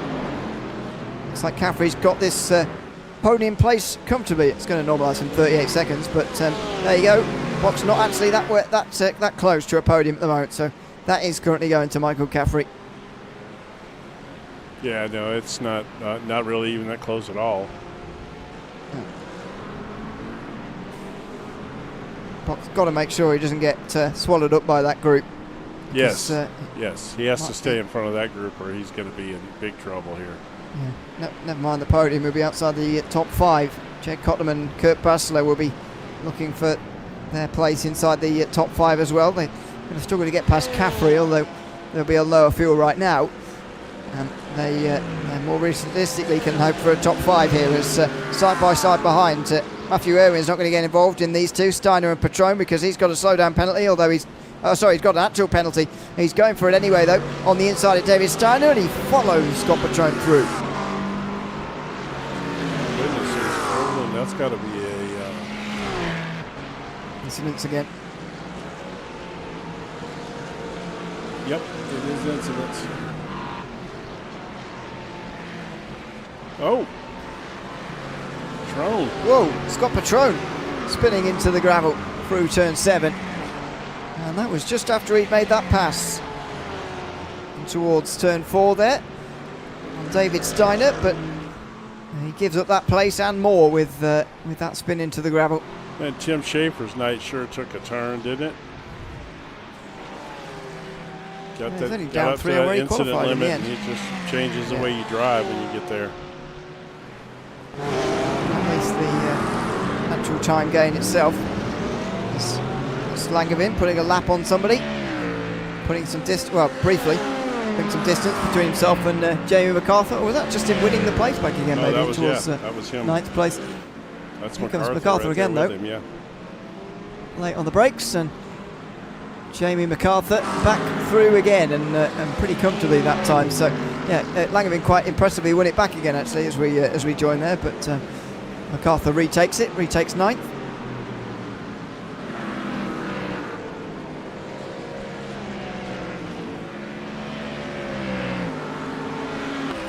It's Carl Malley. Oh, raining gravel through there through turn 8.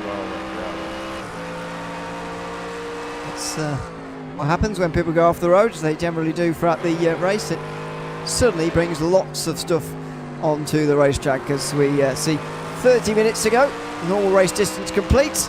Another half an hour left here for some of these battles, not in the top 5 particularly, but in these other classes and further down the field. By the way, we haven't mentioned the AM leader in ages, but Philip Caffrey is leading there in the AM class, just 2 seconds in front of Greg Lawrence. Although Aidan Kiley has already made his final pit stop of the day. Yes. You wonder whether that would actually serve him into the race lead in the AMs or not. But ever since that big spin for Brian Lavrisa, the AM guys have been a long way down. The leaders have. Yeah, you're right though. We have not touched on the AMs too much tonight. Let's work back through a few of them here. We got Philip Caffrey's leading right now, but like I said, by about 2 seconds over Greg Lawrence right here. Who we did see have an incident earlier, didn't we? Didn't he have a little spin earlier? It's Herschel Lawrence, wasn't it? Oh, maybe you're right. I don't know. Maybe you're right. Can't confuse me with multiple names like that. That's at least 3 sets of relatives, at least, let's say. Yes. Yes. Well, yeah, especially with Jed and Jacob. Yeah, you've got the Cottermans, the Lawrences, and now as well, the Caffreys as well. So, unless I'm missing any, that's 3 on the grid, 3 sets of relatives. And then back here to Chris Grondin in 3rd in the AM class right now. Yeah, so I'm trying to do the maths there on whether... there's a Mustang without a front end. Oh, that might be the answer to our question we had half an hour ago. Yes. Well, somebody running about 40th place. Might be Harrison Holiday. Oh no, Aidan Kiley there. It is Harrison Holiday indeed. He was missing a front bumper, but Aidan Kiley might have been in position there. Race leading position maybe in the AM class, but certainly not anymore. Spinning out of turn number 1. The AM leader having more trouble with turn 1, and that's not the first time tonight.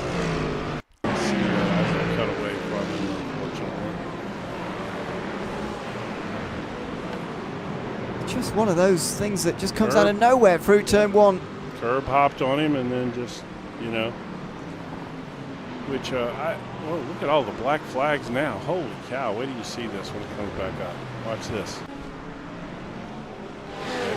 Well, that's because they're all outside the scope of the board, really. There is. But yeah, well, show someone in the top 10 or so. There you go. Yeah, there's right now. There's 1, 2, 3, 4, 5 black flags out right now for drivers. And to put that onto context, only 40 still running. Right. 40 odd.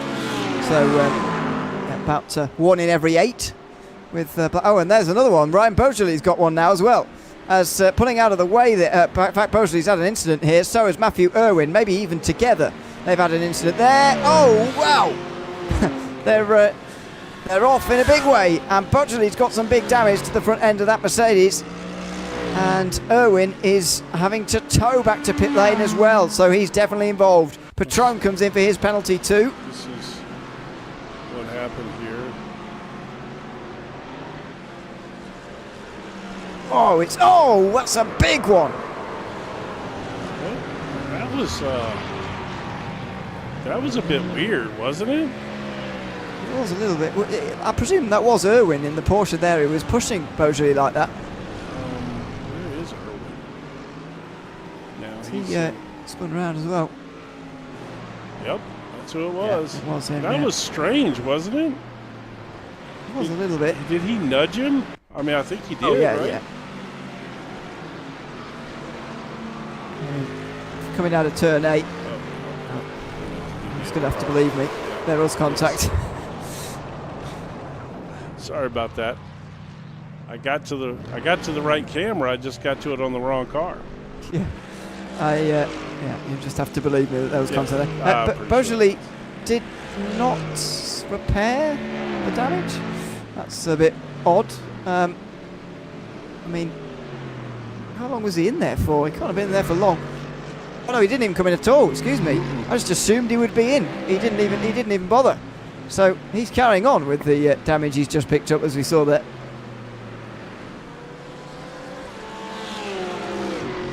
Weird when you've got another stop to make anyway. Why not come in and repair the damage?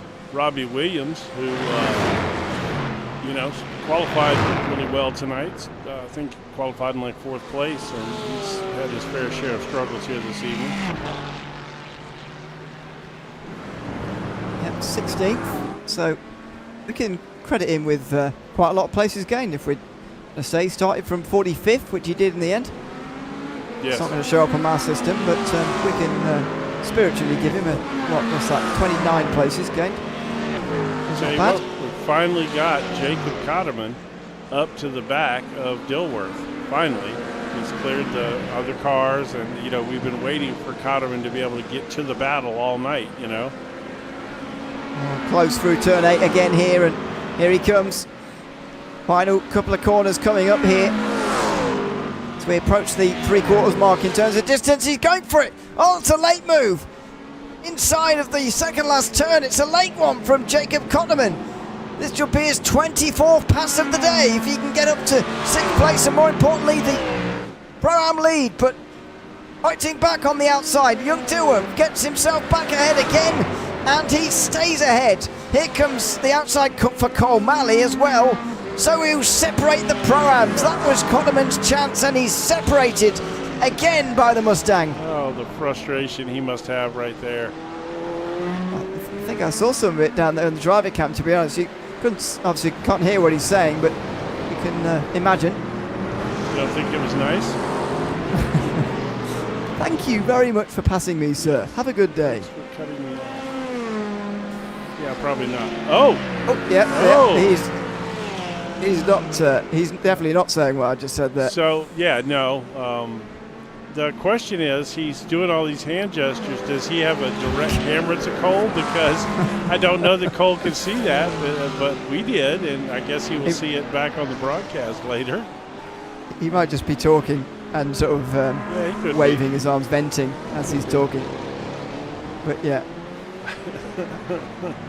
That's one of the great things about having the driver cameras I love that. That was we do. fantastic, man. Makes me want to go back for some more. I suppose you don't see too much emotion from these guys. You joke about Jake Cotterman not driving like he's a tree. Right. But Like he's a tree. How about a statue? Or a statue, yeah. They're even less movable. But yeah, it is great though. And on occasion they show they care. Langevin, huh? Somebody was in the wall. No, it's not Langevin. Somebody was. No, Langevin's stopping of his own accord here. But yeah, somebody. They were a lap down. They're not dropping through the field. Nobody's dropping down the field. So it's somebody who's lapsed out at the moment. That's Cole Malley getting through on Young Dilworth, by the way. So Jacob Cottonman's going to be pleased to see that, because it means the battle can resume now. I think it was Mark O.J. 39th, already a couple of laps down. I think you're right, actually.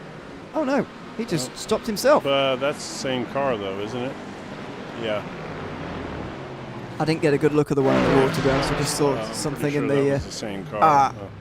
That's a great camera angle. Thanks for showing us that. Spinning through the final turn, and yeah, just did a few more 100 meters, and then decided to pull over on the right-hand side of the So he still straight. hasn't even gotten over to the other side of the track yet.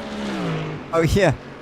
I was going to say, I'm pretty sure I saw somebody on the outside. Yeah, he was on the outside when we saw him. Oh my God, he's got to be this. That's just got to be so frustrating, man. Just to have to sit there and just. I mean, is there ever going to be a gap? Here we go.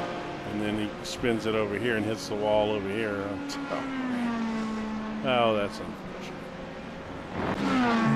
Eventually, yeah. Yep. Eventually retires. So welcome back to the party. Oh, hard in the wall in the background. That looks like Matt Lass, who is not on the lead lap anymore. He was previously competing for the win with these guys in Pro-Am. Oh, it's not Matt Lass, it's a teammate. It's Corey Patton. Corey Patton. Second place in the Pro-Am Championship, hard in the wall. Durson not having a great day either. Both of the top two in points having difficult days. What happened there, man? That was, yeah, like you said, that was a good catch by you. I hate this camera angle, by the way. Oh! That was hard. Hard and very direct. Yeah, it's just where that sort of, there's a gap for marshals there, just briefly. And so there's a sort of, I want to say, harder face to the wall, yes. Harder angle. And Patton hit exactly that quite small bit of the that car's got wall, really. That car's got torn. It's gone just past his box there, so he would have had he's going to have an age towing now because he drove on for a few meters. He's going to tow for a whole lap there. It'll take him minutes,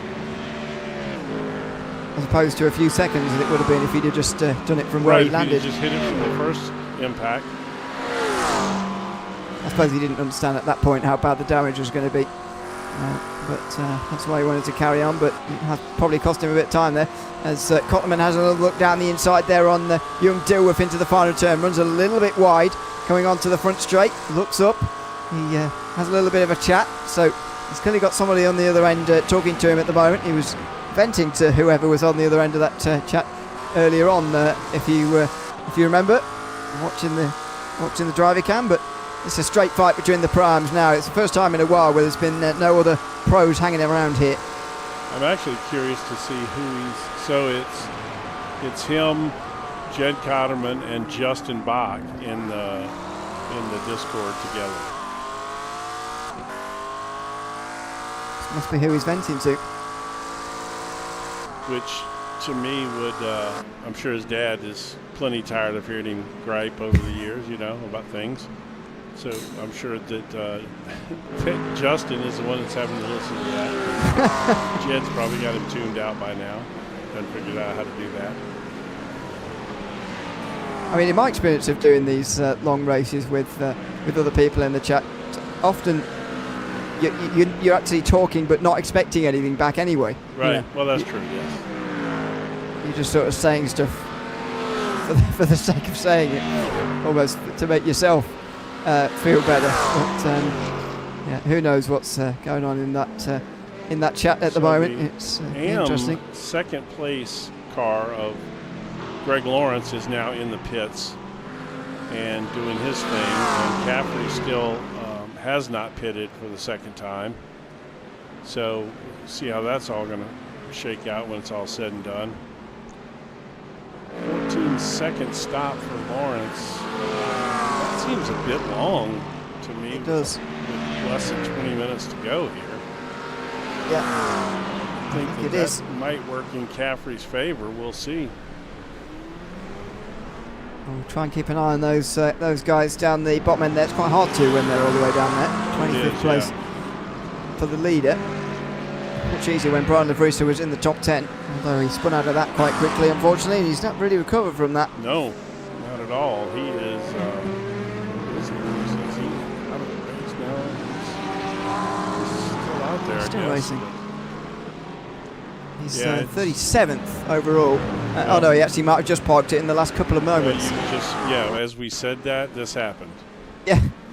Yeah, so just in the last couple of moments, this is the straw that broke the camel's back, I think, and he's had enough Where for does that tonight. expression come from, you think? I've got no idea. That's just one of those things that you wonder about sometimes. Like, where did that come from? Oh, Philip Caffrey's got him a black flag, I see. Some people with a camel and too much time on their hands, I suspect. Maybe, yeah. Well, that's, See how many straws I can get on this camel.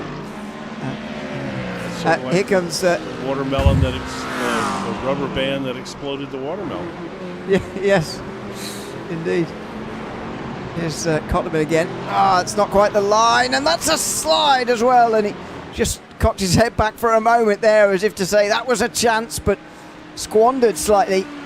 And young Dilworth will live to fight another day here. There's another thing. Here comes Oliver Brooks on the way towards turn 3.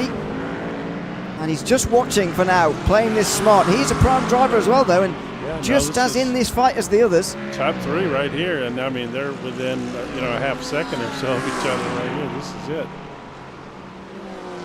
All of a sudden, Cotterman went from battling for the lead to now having to watch his back so he didn't get put back in the third.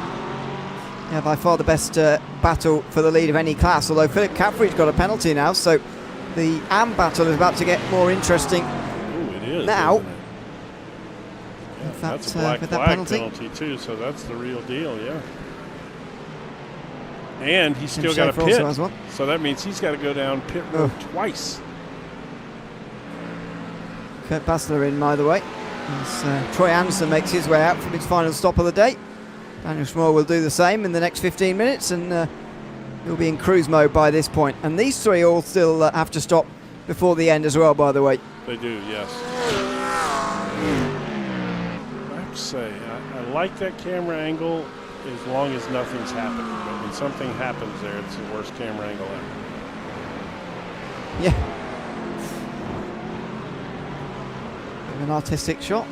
I mean, it's a great artsy shot as long as the cars just run over it. But when you click on it, when you click on that angle for an accident, which we've had a lot of there, and you don't see anything. I mean, to be this far in this race and we're here right now, this is, 3 cars all right here together, all have to pit.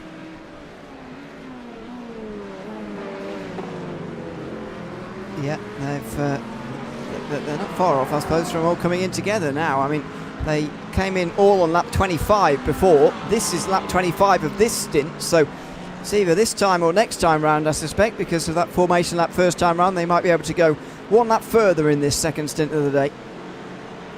And they all had very similar pit stops, really. I mean, if you look at it, they were, all within a half second or so of each other.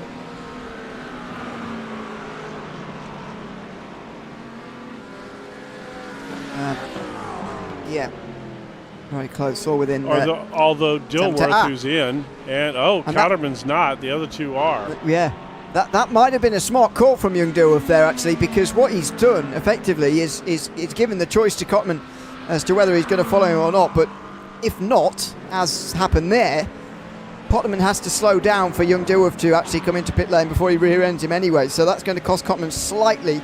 But now it's the in lap, and this is a huge lap for Jacob Cotterman.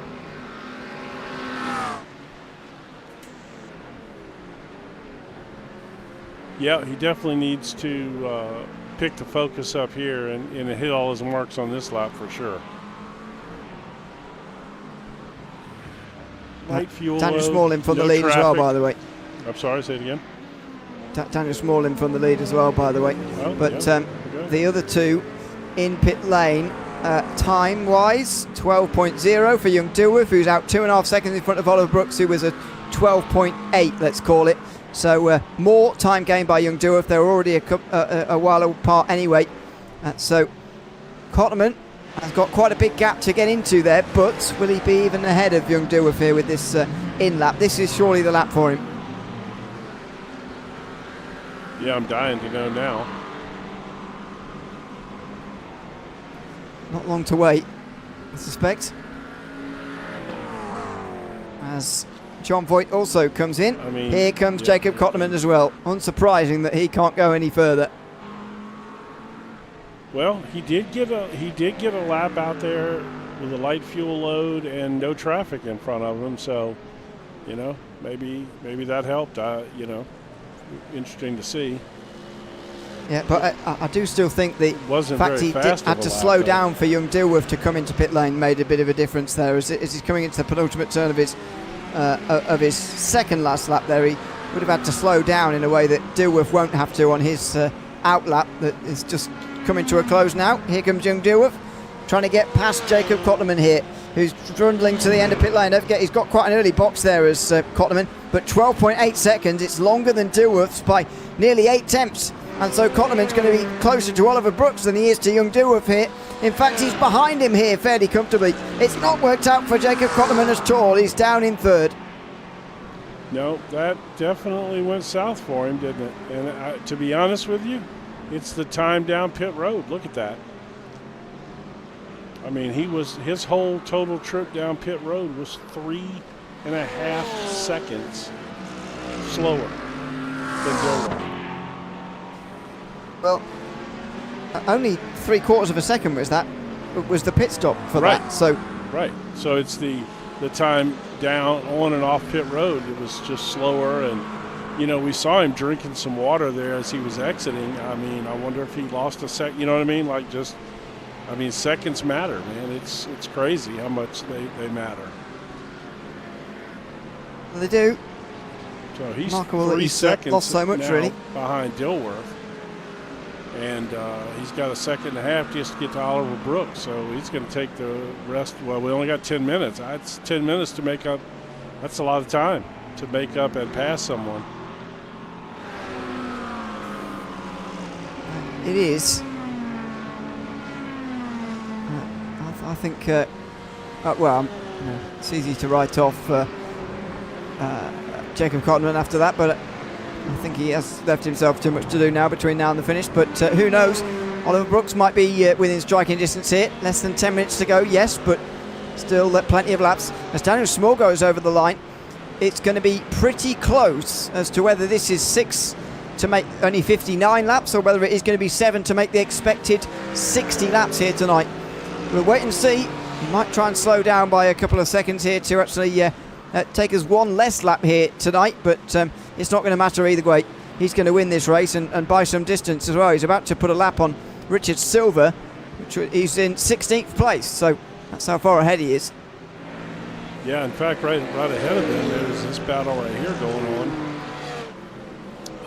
Langevin still, he seems to be in the mix with a lot of cars tonight, just different class, and you know, but he's made the broadcast a lot. He seems to be in a lot of battles tonight that we focused on.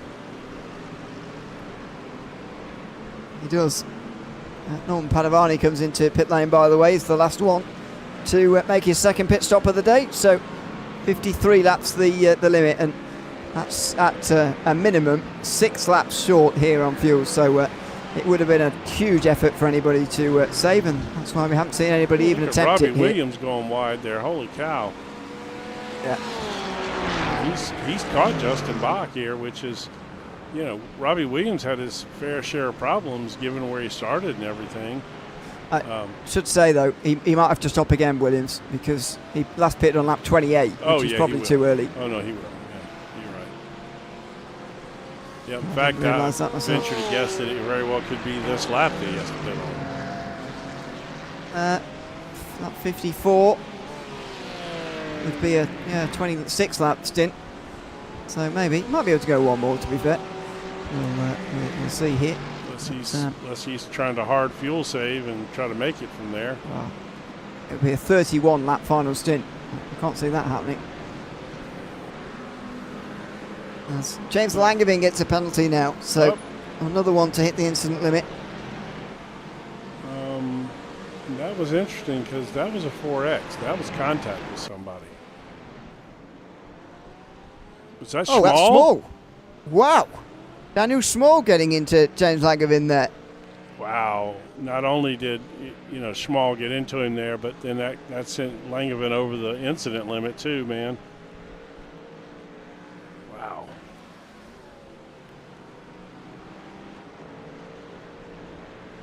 You'd be furious about that if you were Langevin, but Small will be saying, well, you're about to go a lap down, so get out the way. I've got to get on with this.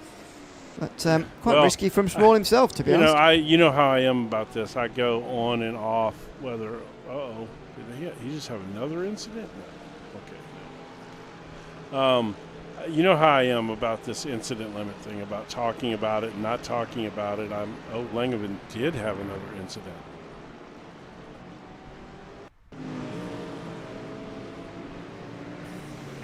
Oh dear. Oh!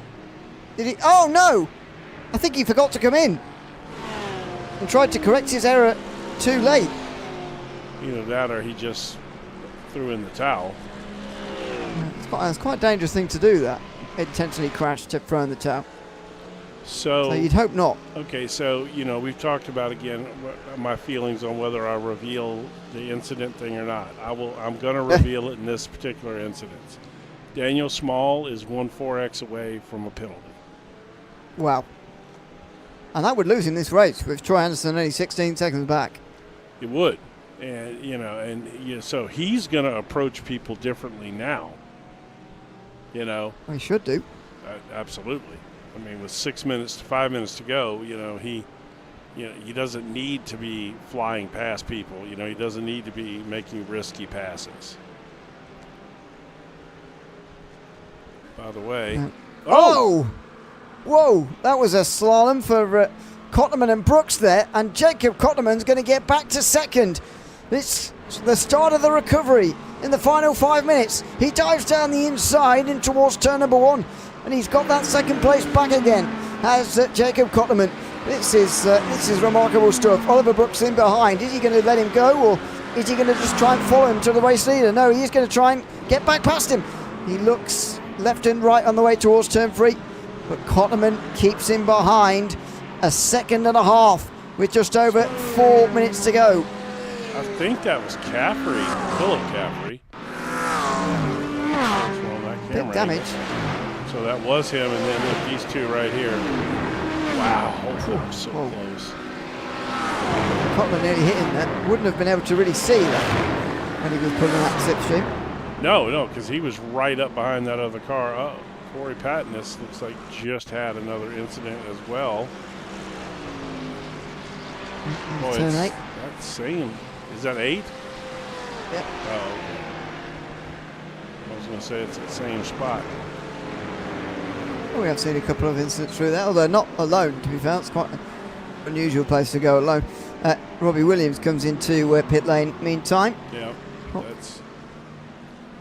that's going to leave Justin Bach. Well, now apparently, Justin's got a little cushion, but Kurt Basler, Cole Malley, and John Voigt they've got a little battle going on back there. Nice little battle. Got to give Kurt Basler all the props in the world as we look here now.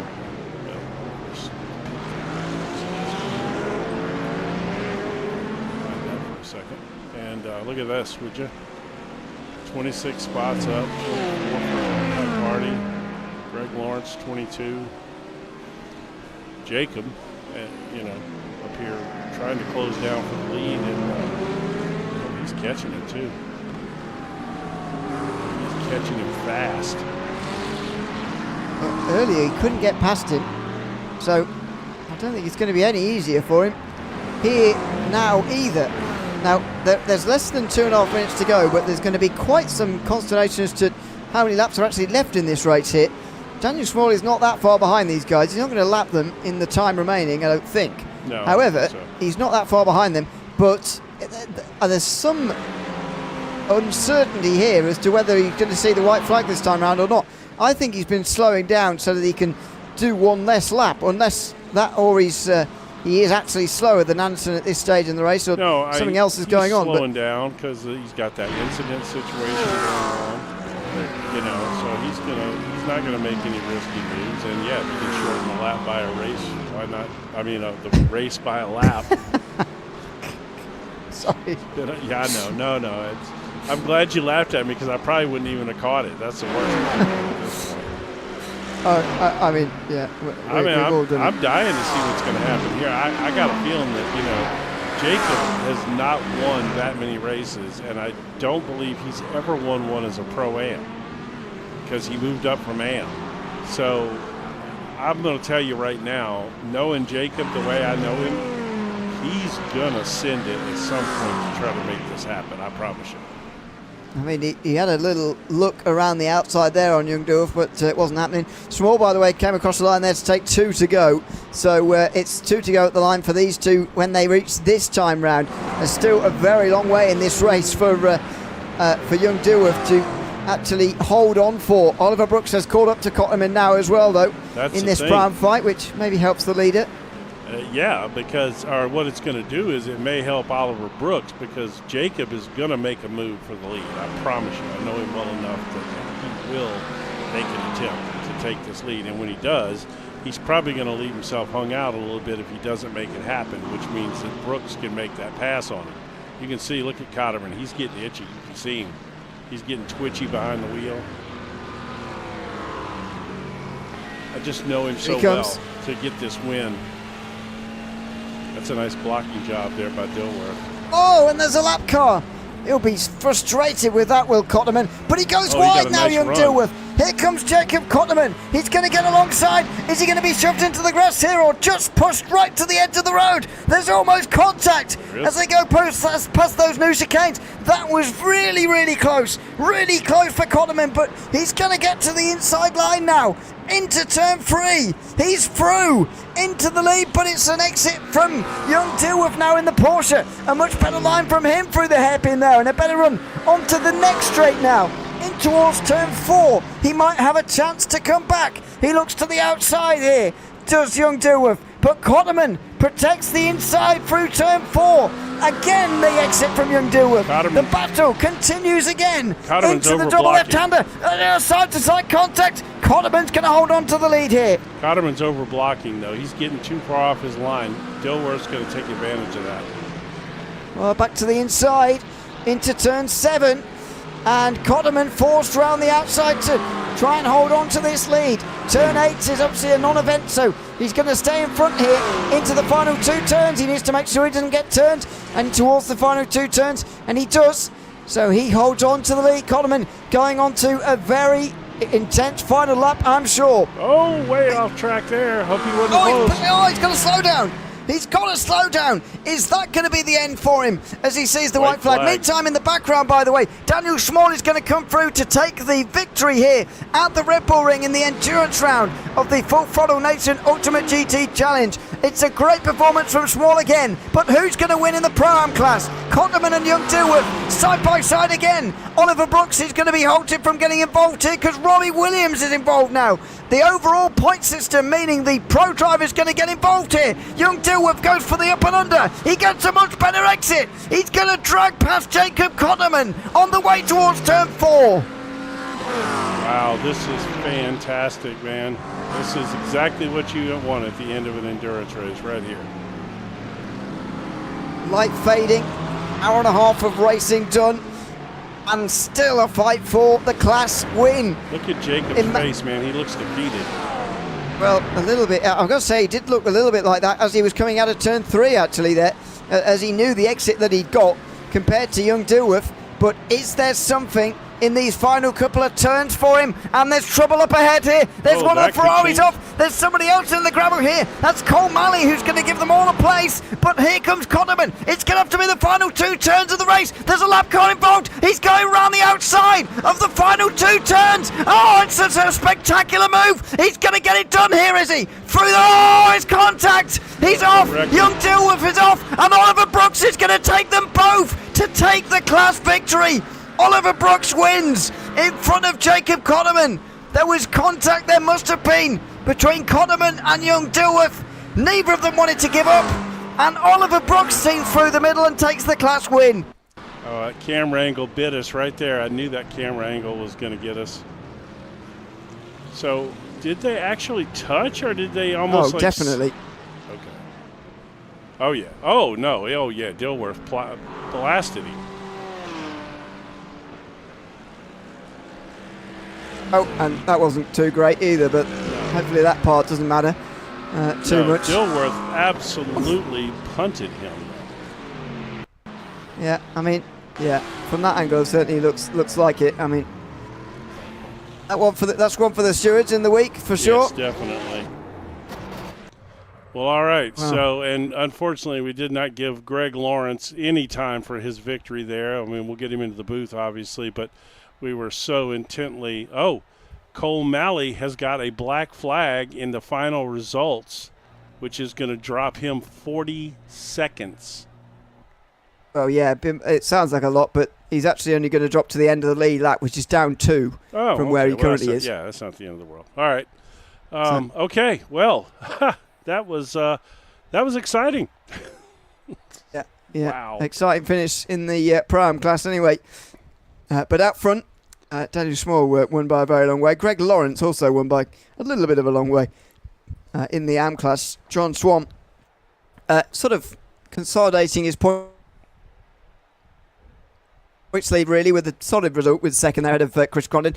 Philip Caffrey, Aidan Kiley, Oliver Hubber with the last ones to finish on the lead lap. Herschel Lawrence a few laps down after being delayed. Brian Lavisha did pocket as we said, and so did Mark Ossier, Tyler Govington, Craig Bristol, Brandon Herzing and Trevor Thomas never took the start of this race tonight. There was a glitch and you absolutely spoke the fastest I've ever heard any human speak.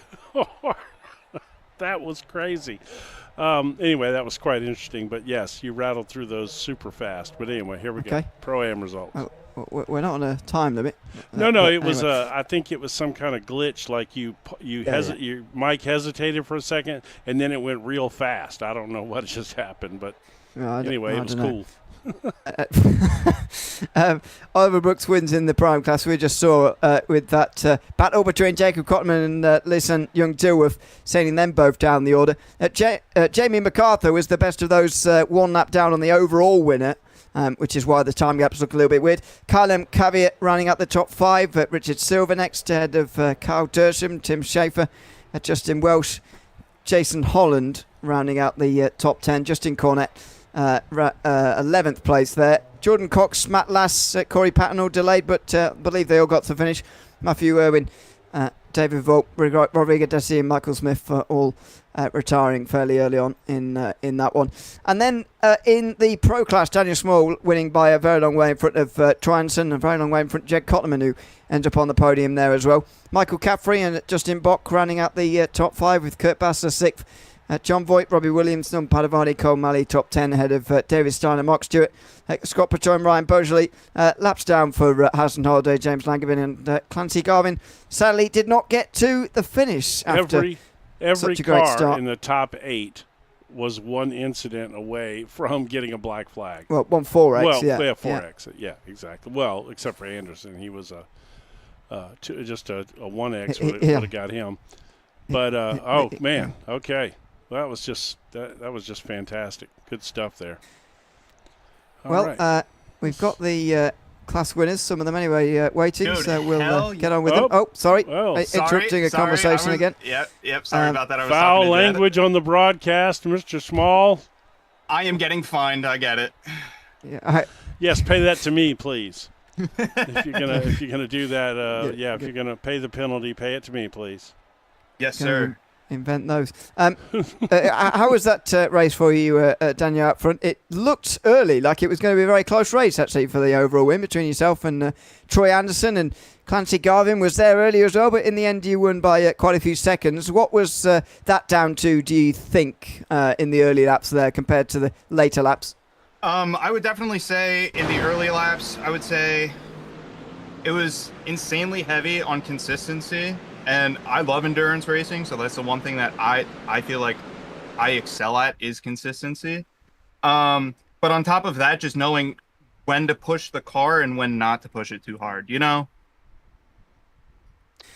Yeah, So, yeah. well, And go ahead. Go I on, was just going to bring up the incident with the Mustang late in the race there. Yeah, I look back at it and I was wheel to wheel. It looked like he turned in on me. It's unfortunate. I mean, the reason why I bring it up primarily is because it actually got you very close to the incident limit in the end, and one more incident like that would have gotten you over the limit. So was that in your mind when that incident happened? No, I wouldn't say so. I just kind of had like a minor thought in the back of my head not to push the car too hard, especially around either the final turn or the second final turn. Those are the two that I'm probably going to pick up an off track at the most. Yeah, well, those are the places where it happens, certainly, in this circuit, that's for sure. Congrats, though, Daniel, on winning the race here tonight overall in the Pro Class, of course, and thanks for chatting to us at the end as well. Yeah, no problem. Have a wonderful night.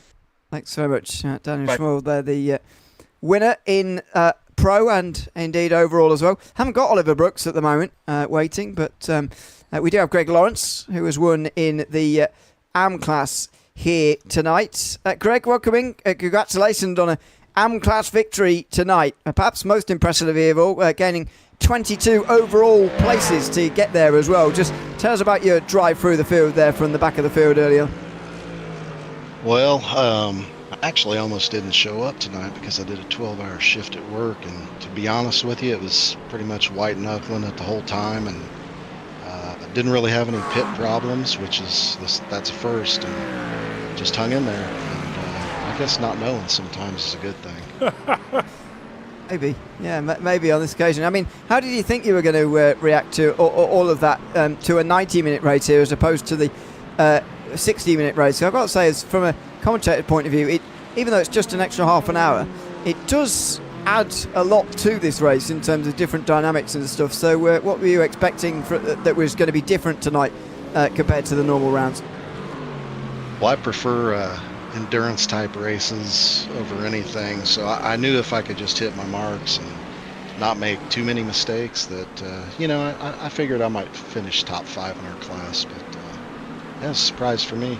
And, well, I want to apologize because the Pro-Am battle was insane right there at the finish of that race with 3 cars and mayhem and all that, and I didn't actually get to catch you crossing the line for your victory, and I do apologize for that. I try to make it a point to catch everybody when they cross the line, but in this particular instance I did not, so I apologize and I owe you one. So I'll make sure to give you some extra TV time next week.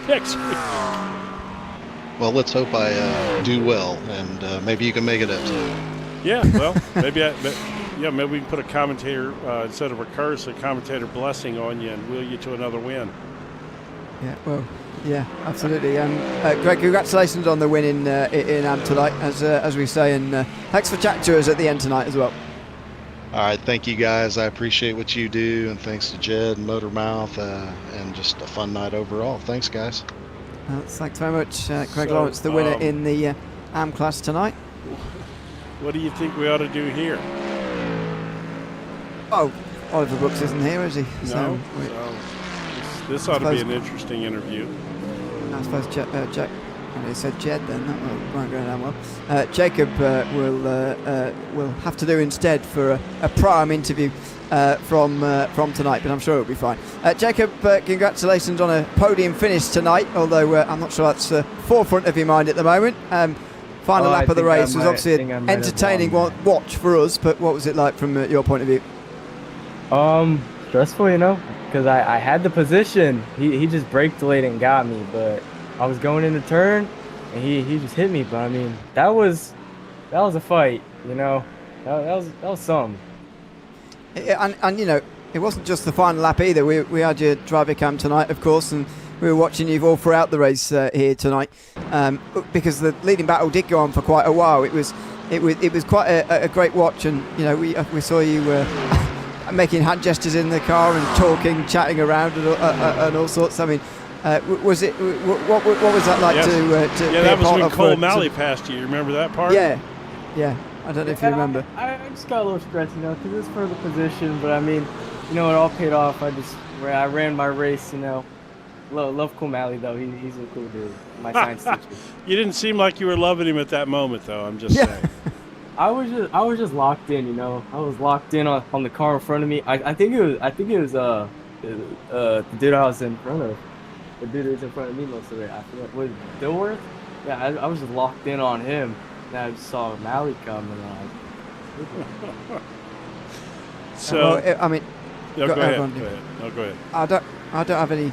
I was going to wrap up the interview. I mean, look, man. You go back and watch this, and this will be classic Jim commentary on your racing right there, because I absolutely you roasting knew. Me? Huh? You roasting me? No, not at all. I said 100%, knowing that you have not gotten a Pro-Am win, and and it's been a while since you had a win, that you were absolutely going to try to make a move on Dilworth there. I knew it was coming. I like the position.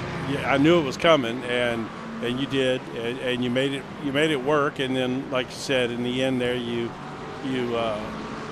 probably pretty much got punted out of the lead there. But either way, you guys had some fantastic racing, and I have no doubt your win is coming. This is certainly a good opportunity, and I guess we'll have to see what the end results after the stewards look at everything and whatnot. But you had a great racing right there. Yeah, that was I always tell my dad this. You don't need practice to win. Oh my God! Stop! On. Here we go. Like at Daytona too. We raced at Daytona. I think over the weekend maybe. And I beat him, and I don't practice, and he practices. Here it goes. Okay, you're not gonna get up and dance again, are you? Last time you did that, you got a broken shoulder out of the deal or something. Oh yeah, I don't know. I'm going to SeaWorld over the weekend. Maybe I'll do something at SeaWorld. Thanks right, for now you can wrap it up. yeah. Well, there you go. Thanks for coming to chat to us, Jacob. Good to chat to you after the race, after such a great race, actually, to watch in the Prime class. And thanks for chatting to us. We'll see you in the coming weeks, I'm sure. Yeah. All right, thanks very much, Jacob Cotterman, the second placed driver in Pro-Am tonight. Not that displeased, it seems, with second place, but that was the pick of the battles tonight. The Pro-Am battle between Jacob Cotterman, Leeson Young Dilworth, and eventually slipping through past them both was Oliver Brooks. I wonder how he's feeling at the moment. We won't be able to chat to him tonight, sadly, but that was the pick of the battles tonight, and a great fight between those three it was.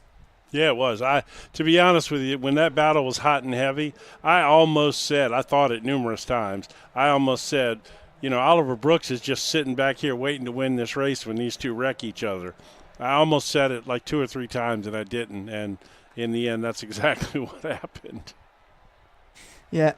It did look likely on some occasions, but there you go. It's a great Pro-Am battle that we'll take away with us in the memory, I think, from the Red Bull Ring tonight in the first endurance round of the Full Throttle Nation Ultimate GT Championship here this season. As I mentioned, we'll be back next week with the 7th round of the championship, the second half of the season indeed, beginning next week.